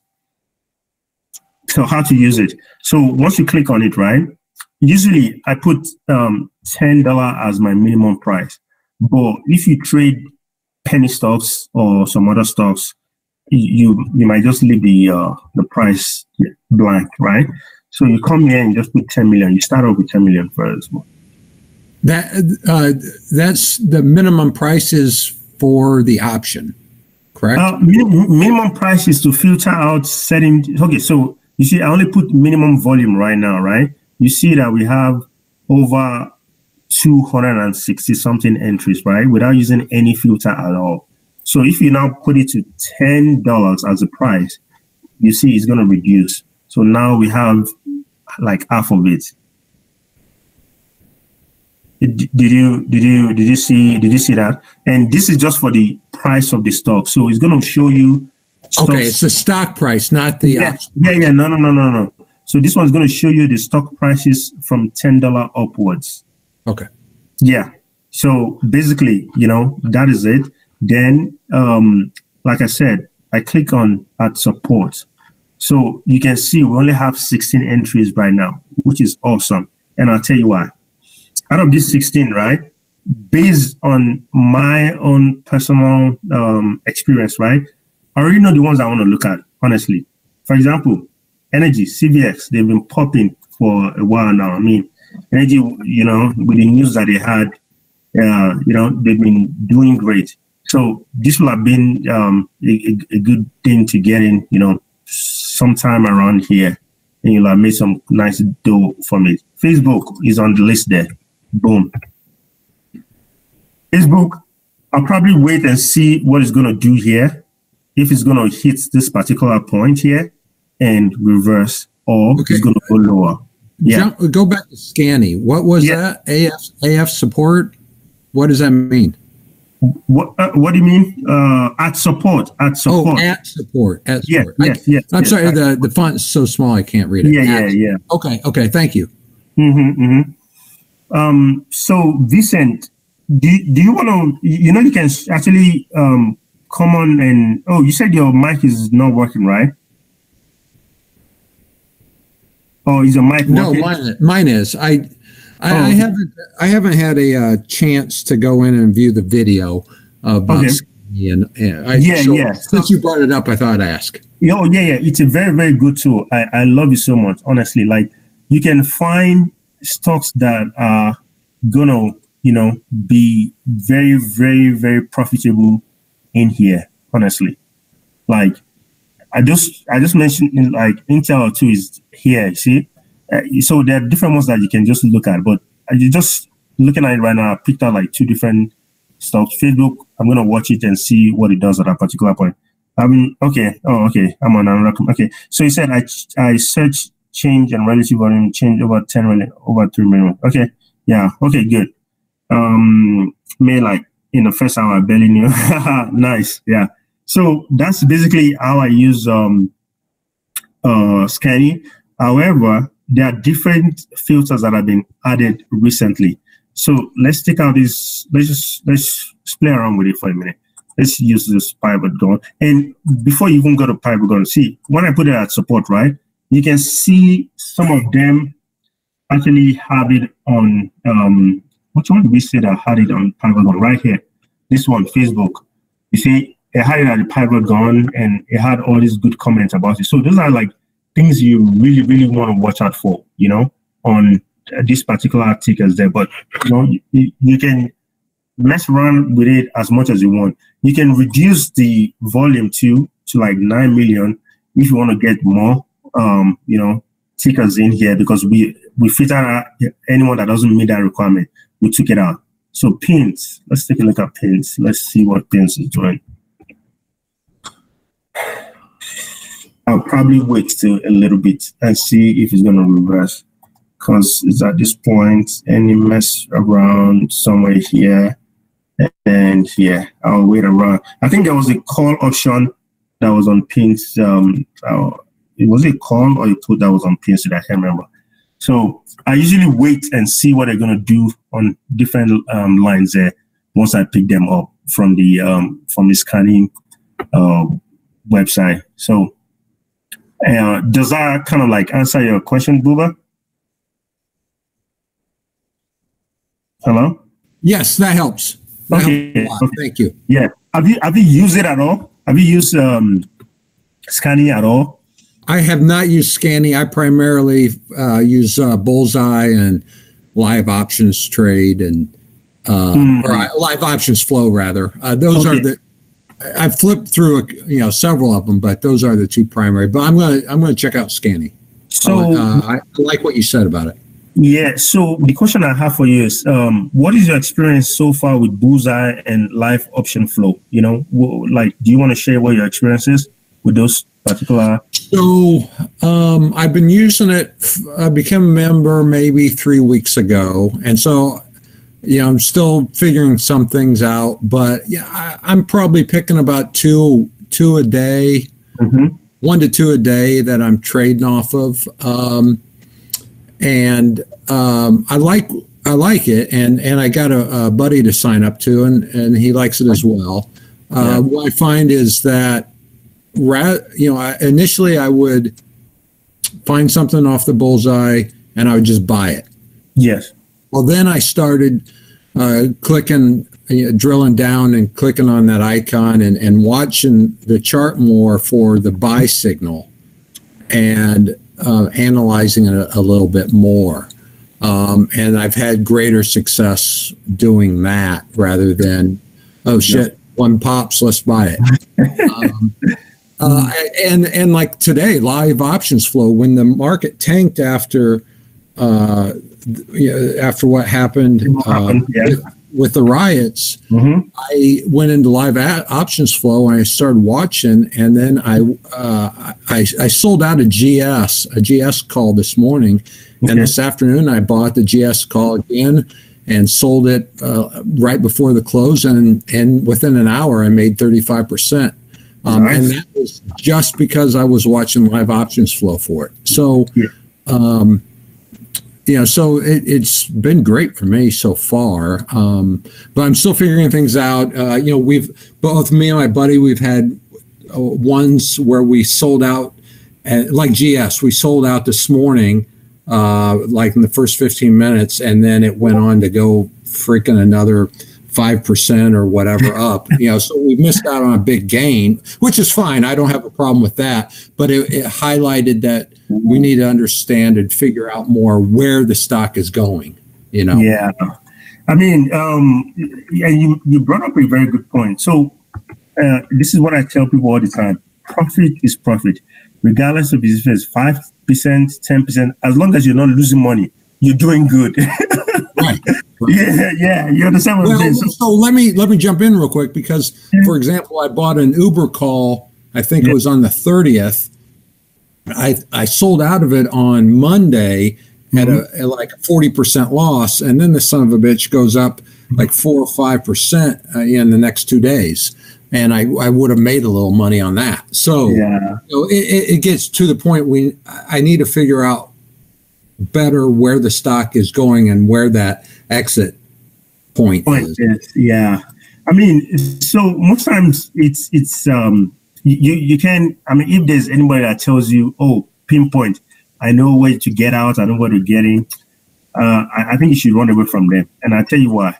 Because if they have that kind of ability or that kind of power, then they shouldn't even bother trading anymore, because they should be like trillionaires or whatever it is. So relatively, what I tell people is you always want to keep it at a zone. So like, for example, right, if you take a look at the trend going on in that particular stock, and you see that, it's still uptrending. I mean, depending on the amount of contracts that you have, right? Let's say you have maybe you bought like 10 contracts. I'm just using that as an example, right? And you made 20, 30% on those 10, right? 1/4 of that, you should let it go first, then you watch. You go make it, maybe you make another 5%, or 10%. You sell maybe half at that particular point, and you're already close to getting all the money that you invested initially back, right? So that the remaining ones that you have, maybe the remaining 5, if it goes a little bit higher, maybe another 5-10%, then you sell additional 2 or 3 in it. Now you have your capital, your initial capital, and some gains. So if you just let that 2 or 1 run, right? Or you keep a type, kind of like a stop loss at your entry point, so either mentally or in the app that you're using to trade on the website. Let's say you entered and you bought that particular contract for $2, right? But now it's selling for $3, right? You can, maybe if you want to keep it, riding, you can make sure that at least your entry, right, at that point will be your stop loss, so you don't lose money. So if those two even tank and come back, it's just going to sell. By that time, you have your initial capital in, some gains in, and you still have some money back, right? Which is, the amount you bought it. So overall, you gained. So, I mean, yeah, those are the little gimmicks that you can use. And I use it for getting in and also getting out. So, for example, let's say I want to buy 10 contracts, right? I usually start off with one first, right? I buy that one and I watch it. I say, oh, okay, this thing maybe is going down or is going up. Maybe I add one more into it. I gradually increase my stake in that particular option, over time. Maybe it might be a span of maybe 1 to 3 days or 1 to 5 days, depending on the expiration date. And I just watch it, and sometimes I just set my sales at different points. And sometimes, you don't even have to worry about it. They just, because you might be busy at work, right? And you don't have access to your mobile device, which happens to me a lot sometimes. And that's why, and I apologize to a lot of people that, want to ask questions on the Discord group and I don't respond. It's just because I don't have access to my phone during, work days sometimes. So most times is when I'm on break and I just go check it and I have to filter through it and see, what people have. But overall, if you set those, take profit points, right? You don't even have to bother about it. You can sleep like a baby and or go do something else. If it hits, you automatically sell. So those are strategies that you can also add to your trading so that you don't feel bad when you miss out on profit like that. So it's called scaling in and scaling out. So you scale into the position and you also gradually scale out of it. So it's a very, very good, effective strategy. Okay. Ooh. All right. So on Discord, if you find option play, that's my username on there, and most times I will be able to answer your question on there. If just make sure you tag me on there when you're sending a question so that I can respond to you. If not, I'm not gonna see it. I'm typing my my username on there, so just tag me and I'll see it, because I have a lot of notifications both from work and some other apps that I just kind of turn off the other notifications that come in for some other apps. So if you tag me and you have a question, I will see it and I'll be able to respond to it. Yes. Anybody else have something? Well, but I appreciate that, and welcome on board, and hopefully you continuously use all the tools. Look, there's the information here. It's a lot. The tools that have been set here, it's a lot. So sometimes you just have to gradually drill down into every one of them. Flash is also awesome. She has a lot of tools in here too that you can use. This is also good too. Like you mentioned, you can use it to find different things that are happening over time. But like you said, Buba, living in option flow is also good. Most times when I'm kind of bored and I just want to see what is going on and what people are buying, I usually have my filters set though, because I'm more like a call guy. So I usually have my calls on.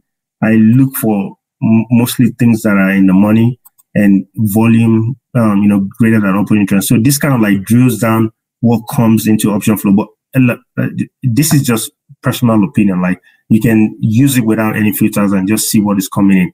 But this also gives me an idea. Sometimes when I've not done any DD, I just want to see what people are buying mainly, and I want to get into it, So I use this like this in live option flow.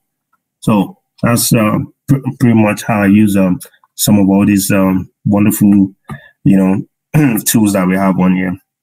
Yeah, it's awesome too, but I don't use it that much because of the fact that the information you get in here, you have to look for a way to translate it and to make it useful for you. So let's look for Apple, for example. So I have a question. If you set your settings, if you get out of it, if you set your settings and you get out of it, when you come back, are the same settings still set, or do you got to reset them every time? On the website? Or like where? Your filters, yeah. Like, so let's say you said you're on the website. So let's say we go to the live option, and I pick calls and I don't know, volume of and maybe leaks. And then let's say I get off the website and come back.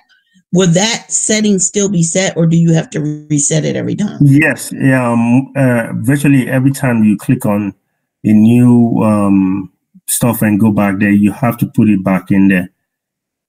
Okay. Yes. Yeah. So for Hercules, right, it shows more of like, block trades and dark pools, right? Yeah. You have to look for why you need it, right?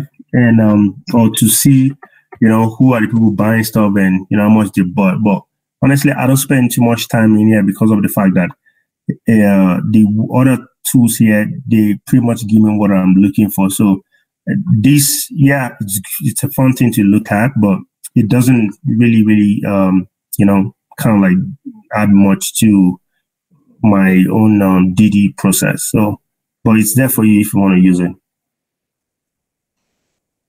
So, what do you think is the major difference between like live options flow and something like OpenTra?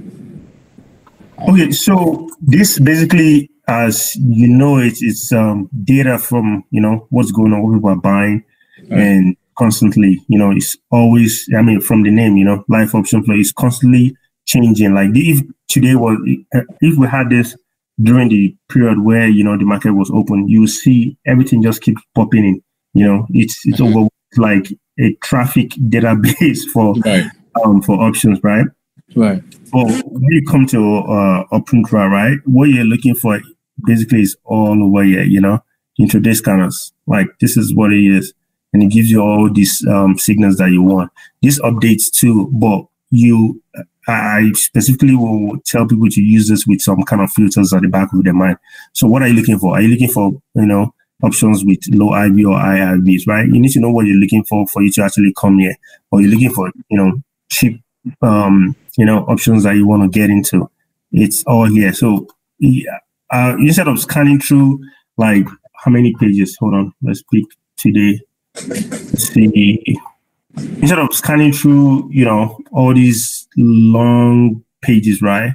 It's better to just know what you're looking for and you come in here and you come get it, because it's just too much. Like, you all know, Tesla went crazy today, it's another all-time high. So you can find Roku to pay today. You can find easy, see, that will reduce it all the way from 50 something to 9. So which is still a lot of data, So that's let's look for calls basically. Yeah, so now it's 5. So basically, this is how we use it. I'm telling you, we'll have minimum this particular filters on. Okay. And for those leaps that you play, do you normally go with the expiry that is recommended on live options flow? So it depends on what the price is. Like, let's say for example now. So let's look for one, and I'll tell you what I usually do with it.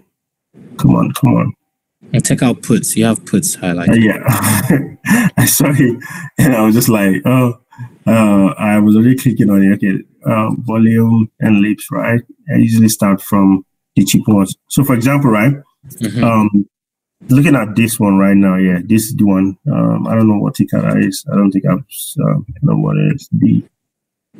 Okay, it's an energy stock. Be goodbye. Boom. So let's say, for example, I want to buy this one, right?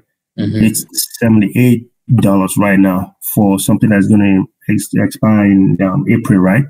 I mean, and the price of the particular stock itself is about $74 right now. So which is about, if you did the math, about maybe $8-9 right now, or $7-ish, right? Mm-hmm. Do you think this stock is going to get out at that particular time? Yes or no? So what I would personally do is, since I'm not very familiar with this stock and I don't know what the trend is, what I'm going to do is I'll probably want to I want to reduce this by like a month and stay close to the money, maybe a $75 or $76 one, and I'll buy for like March. Yeah. Yeah. Do you get? Yeah. Because March is still far. Like that's like a lot of days from now, Right. Yeah. So basically what I've done is I've traded price and the expiration date for a closer strike price. Right. So it's a trade-off that I've just done. Yeah. Which honestly, I'm telling you, it works either way, And I mean, it's a lot. Honestly, just taking a look at this right now, I think this stock is gonna go higher.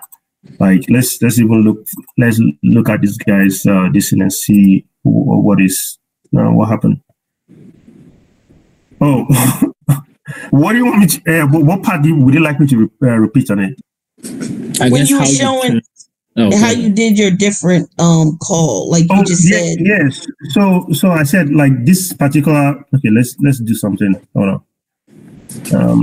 This is not what I want to. Let's do something real quick. It's D. The screen is just so little. Oh, which are you watching from a laptop or from a phone? Yeah, I'm on my laptop. Oh, so which screen is little though? I don't get it. No, I'm just saying like when you're clicking the buttons, if you're doing it quickly, because it's hard to see. I'm trying to catch it. Oh, okay.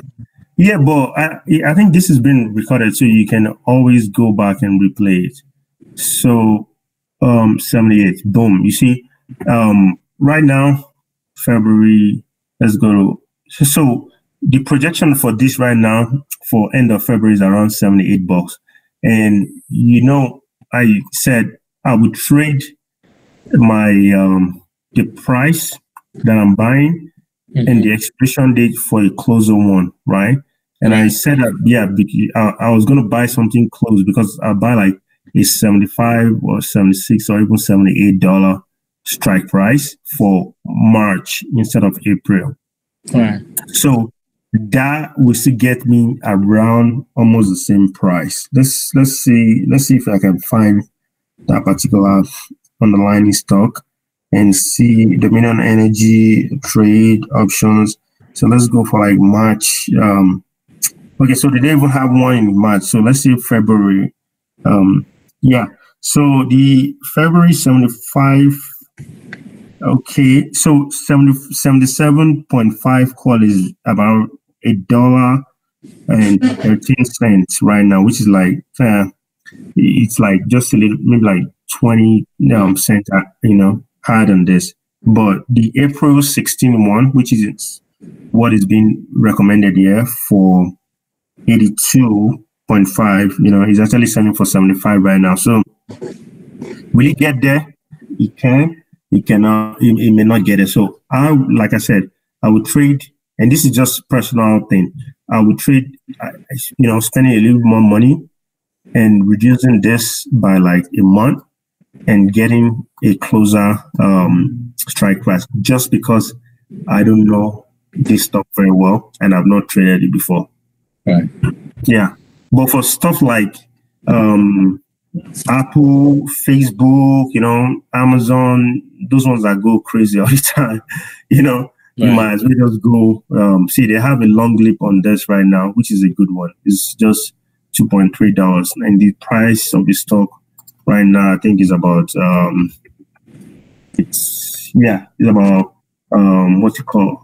it's about $5, $5.23 right now. So that's also a good one to actually also look at.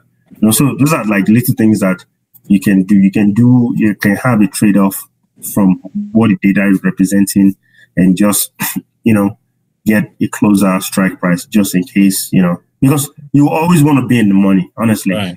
Yeah, because that's how you make so much money from everything, because once the thing is in the money, your delta just keeps skyrocketing, and that's where your money is, Okay. Okay, go ahead. No, I was just saying that personally for you, what are your favorite filters you use for scanning? And like, do you do it like the night before market or maybe? Yes. So most times before and I said this earlier, the benefit of doing your own DD before the market open is that you already know what you want to buy. You already have like a set price that you have in mind, right? Everything is, you're mentally prepared for the craziness that happens in the market, because just watching live option flow, you get overwhelmed. It's just too much stuff. Like everything just keeps popping in. Like I wish we had this during a market day. You see how, this thing keeps coming, data just keeps coming and flowing in. It's just too much. Like, I'm telling you, like, you get overwhelmed. You be like, oh, what am I going to buy? What am I going to get?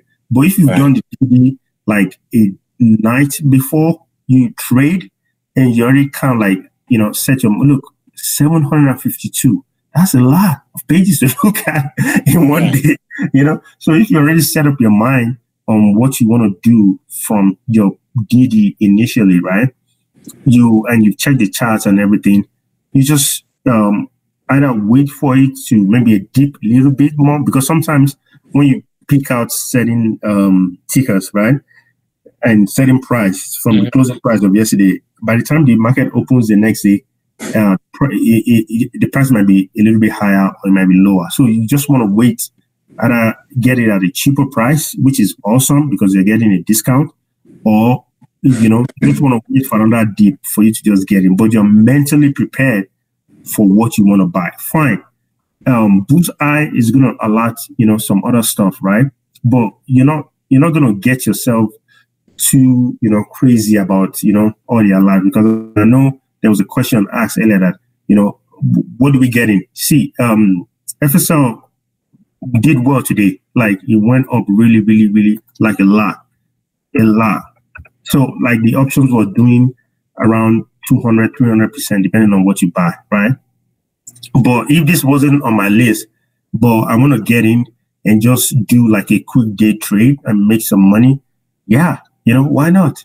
Just, but you already have those ones at the back of your mind that you're going to buy for swing, So like I'm more of a swing guy, because of the fact that I've noticed that it's a lot easier. It's good on your mental health because you're not like, jittering and trying to like rush trades, So I just take my time, get into the trade and just relax, For example, now I'll show you Google today.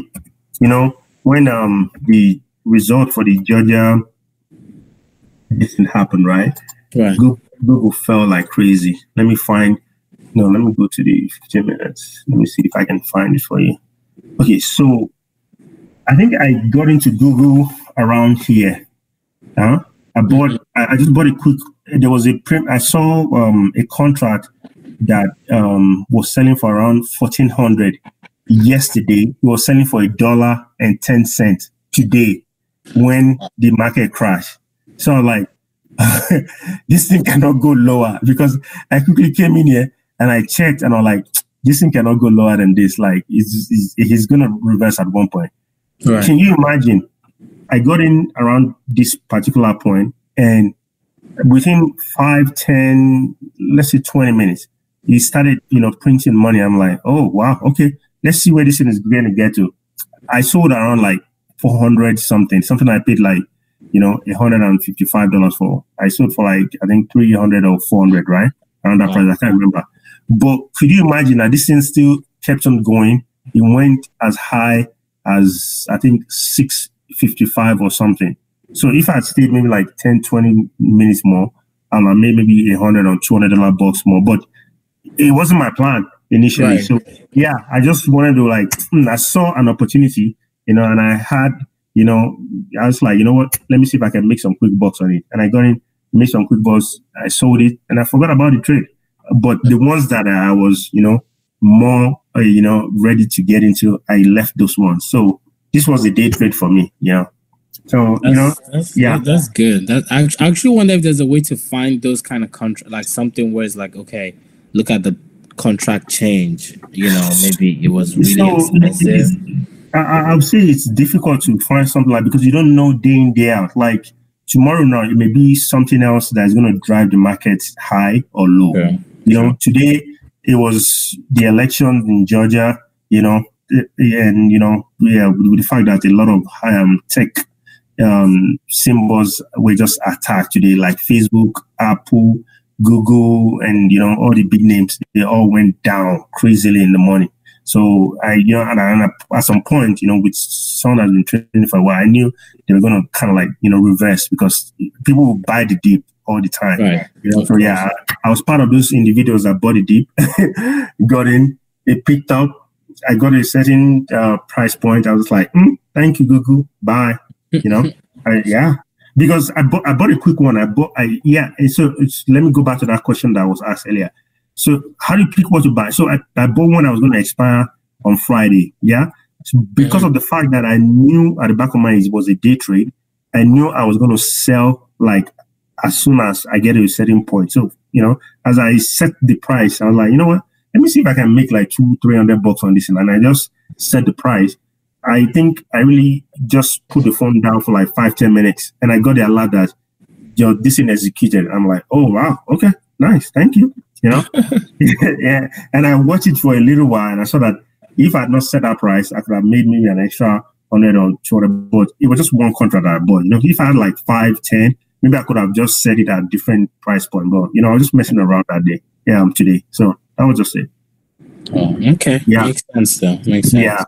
Yeah, so it's always good to just have things that you want to buy at the back of your mind. And honestly, if Bullseye now comes and alerts it, before you even get in, man, that's like a good signal to just get in. I'm telling you. Yeah. Right. Because you've done the work, and Bullseye is validating it that, all right, buy me. Yeah. Makes sense. Yeah, that's pretty much it. That's how, you do stuff like that. And I tell people all the time, like, you see, trading stock it's very it's an up and down business. Sometimes you might have good uptrend, you're just making money day in, day out, and sometimes you might have a bad day.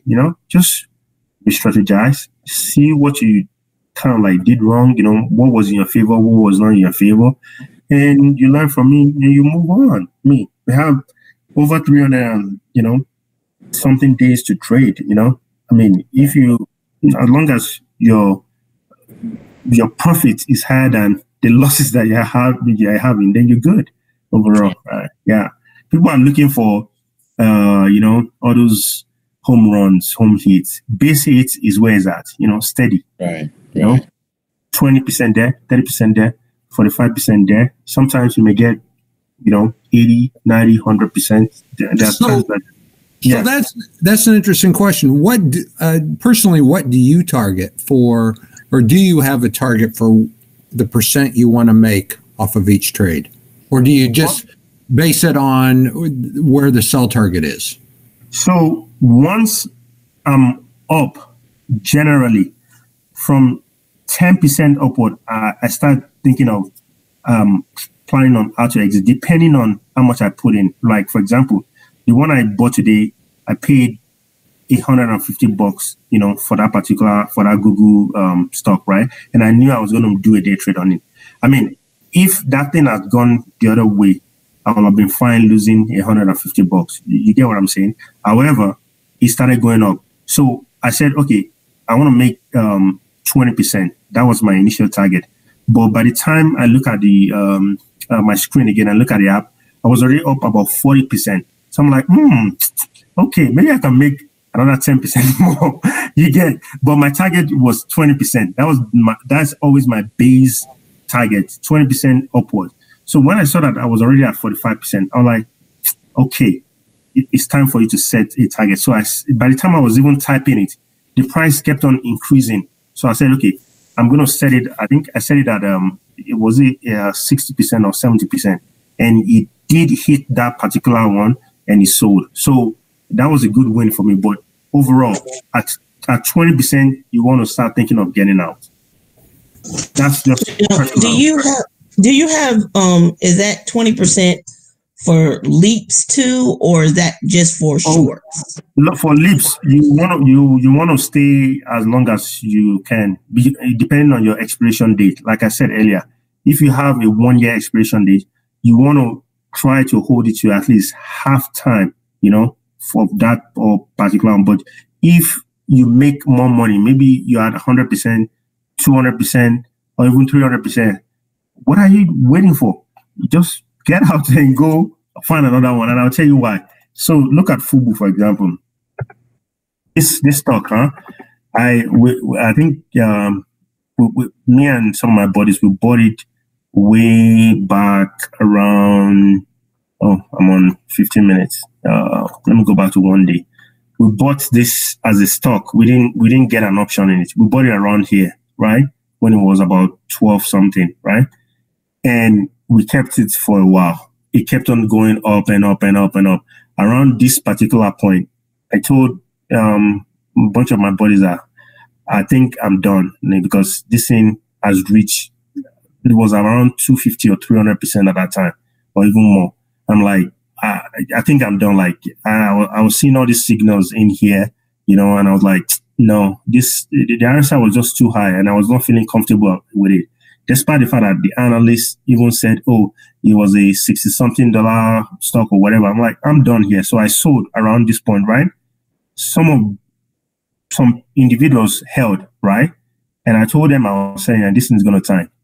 Look, this thing has been tanking since then. So you don't want to be too greedy, honestly, all right, with stuff like this, because you've made a lot of money at this point, So like, why are you trying to, see if you can make even more? Yeah. Can you make more? Yes. But at this point, just get out. 200%, 300%. What are you looking for? 1,000%? Yeah, it could happen, but it rarely does happen. So at that point, you just don't want to be greedy. And you're holding, funds that you could use to trade in other places down.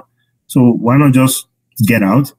Even if it goes higher, right? This was let me show you guys one. And I don't know if Mohammed still remembers.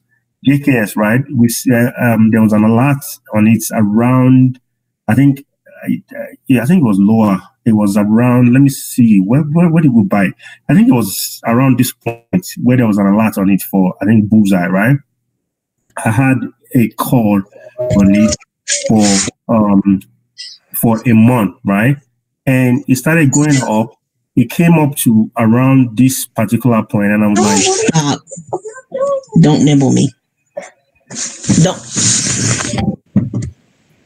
Yeah, and it came up to around this point, and I was like, I've made good money. I think it was already 60%. I'm like, I know it can go higher, but I'm good. And I just got out. Yeah, it did go higher, after that. My target was, I think it was 70 or 75. But around this particular point, I was just like, I'm good. I just got out. I mean, it did go up, but it started coming back down again. So you always don't want to be too greedy, honestly, because greed actually kills in this market. I'm not going to lie to you. So once I hit 20%, my mind is I'm already strategizing how I'm going to get out of that trade. And that's just me, honestly. You might have a different one. It might be 40%, it might be 50%. And like I said earlier, scaling in or scaling out, if you have more than one contract and you've made 50%, you can sell one and just keep one as a runner and see if it goes higher. But keeping in mind that you want to keep your stop loss at your entry price. So at that point, you're not losing money, So that's just basically how you do it. And it works with different people in a different way. Some individuals may have a higher, profit taking. But when do you set that stop price? Do you set it when you hit 10% or 20%? Once I hit 20%, I'm already setting it up. Okay. Yeah. And like I said, Buba, people can use it differently. You know, yours can be a different price point, right? Because you want to maximize profit.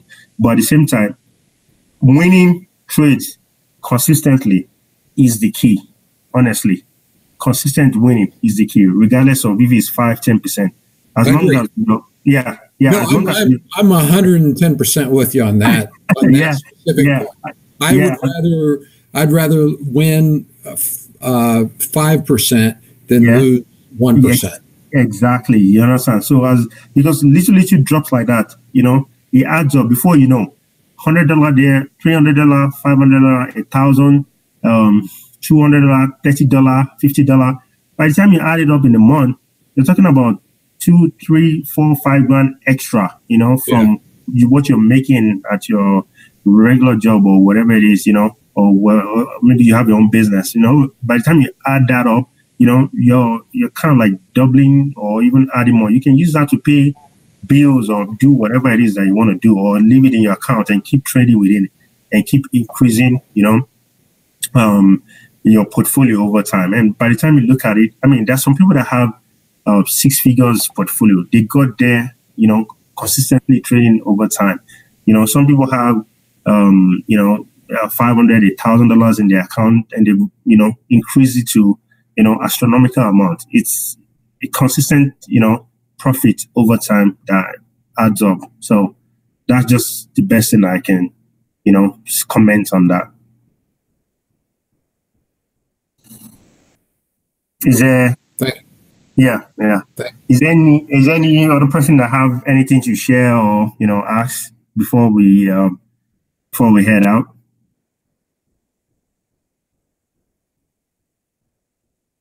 Okay. All right. I mean, this has been recorded, right? So you can always go back on and just, I know I kind of like go fast a little bit in some of this stuff, but you can go back and take your time and just, you know, add, you know, some of those scripts that I mentioned earlier, you know, to help you look at different. So you don't want your chart to be clustered up, honestly. I don't like charts when it's clustered up. I like it simple, you know, just keep everything simple. As long as you are able to understand what you're doing in there, then you should be fine. That's just it. All right, then. Okay. Okay. All right. So do you have any closing remark, Mohammed?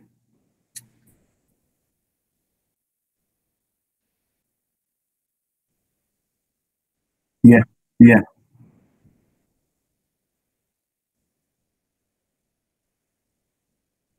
Mm-hmm.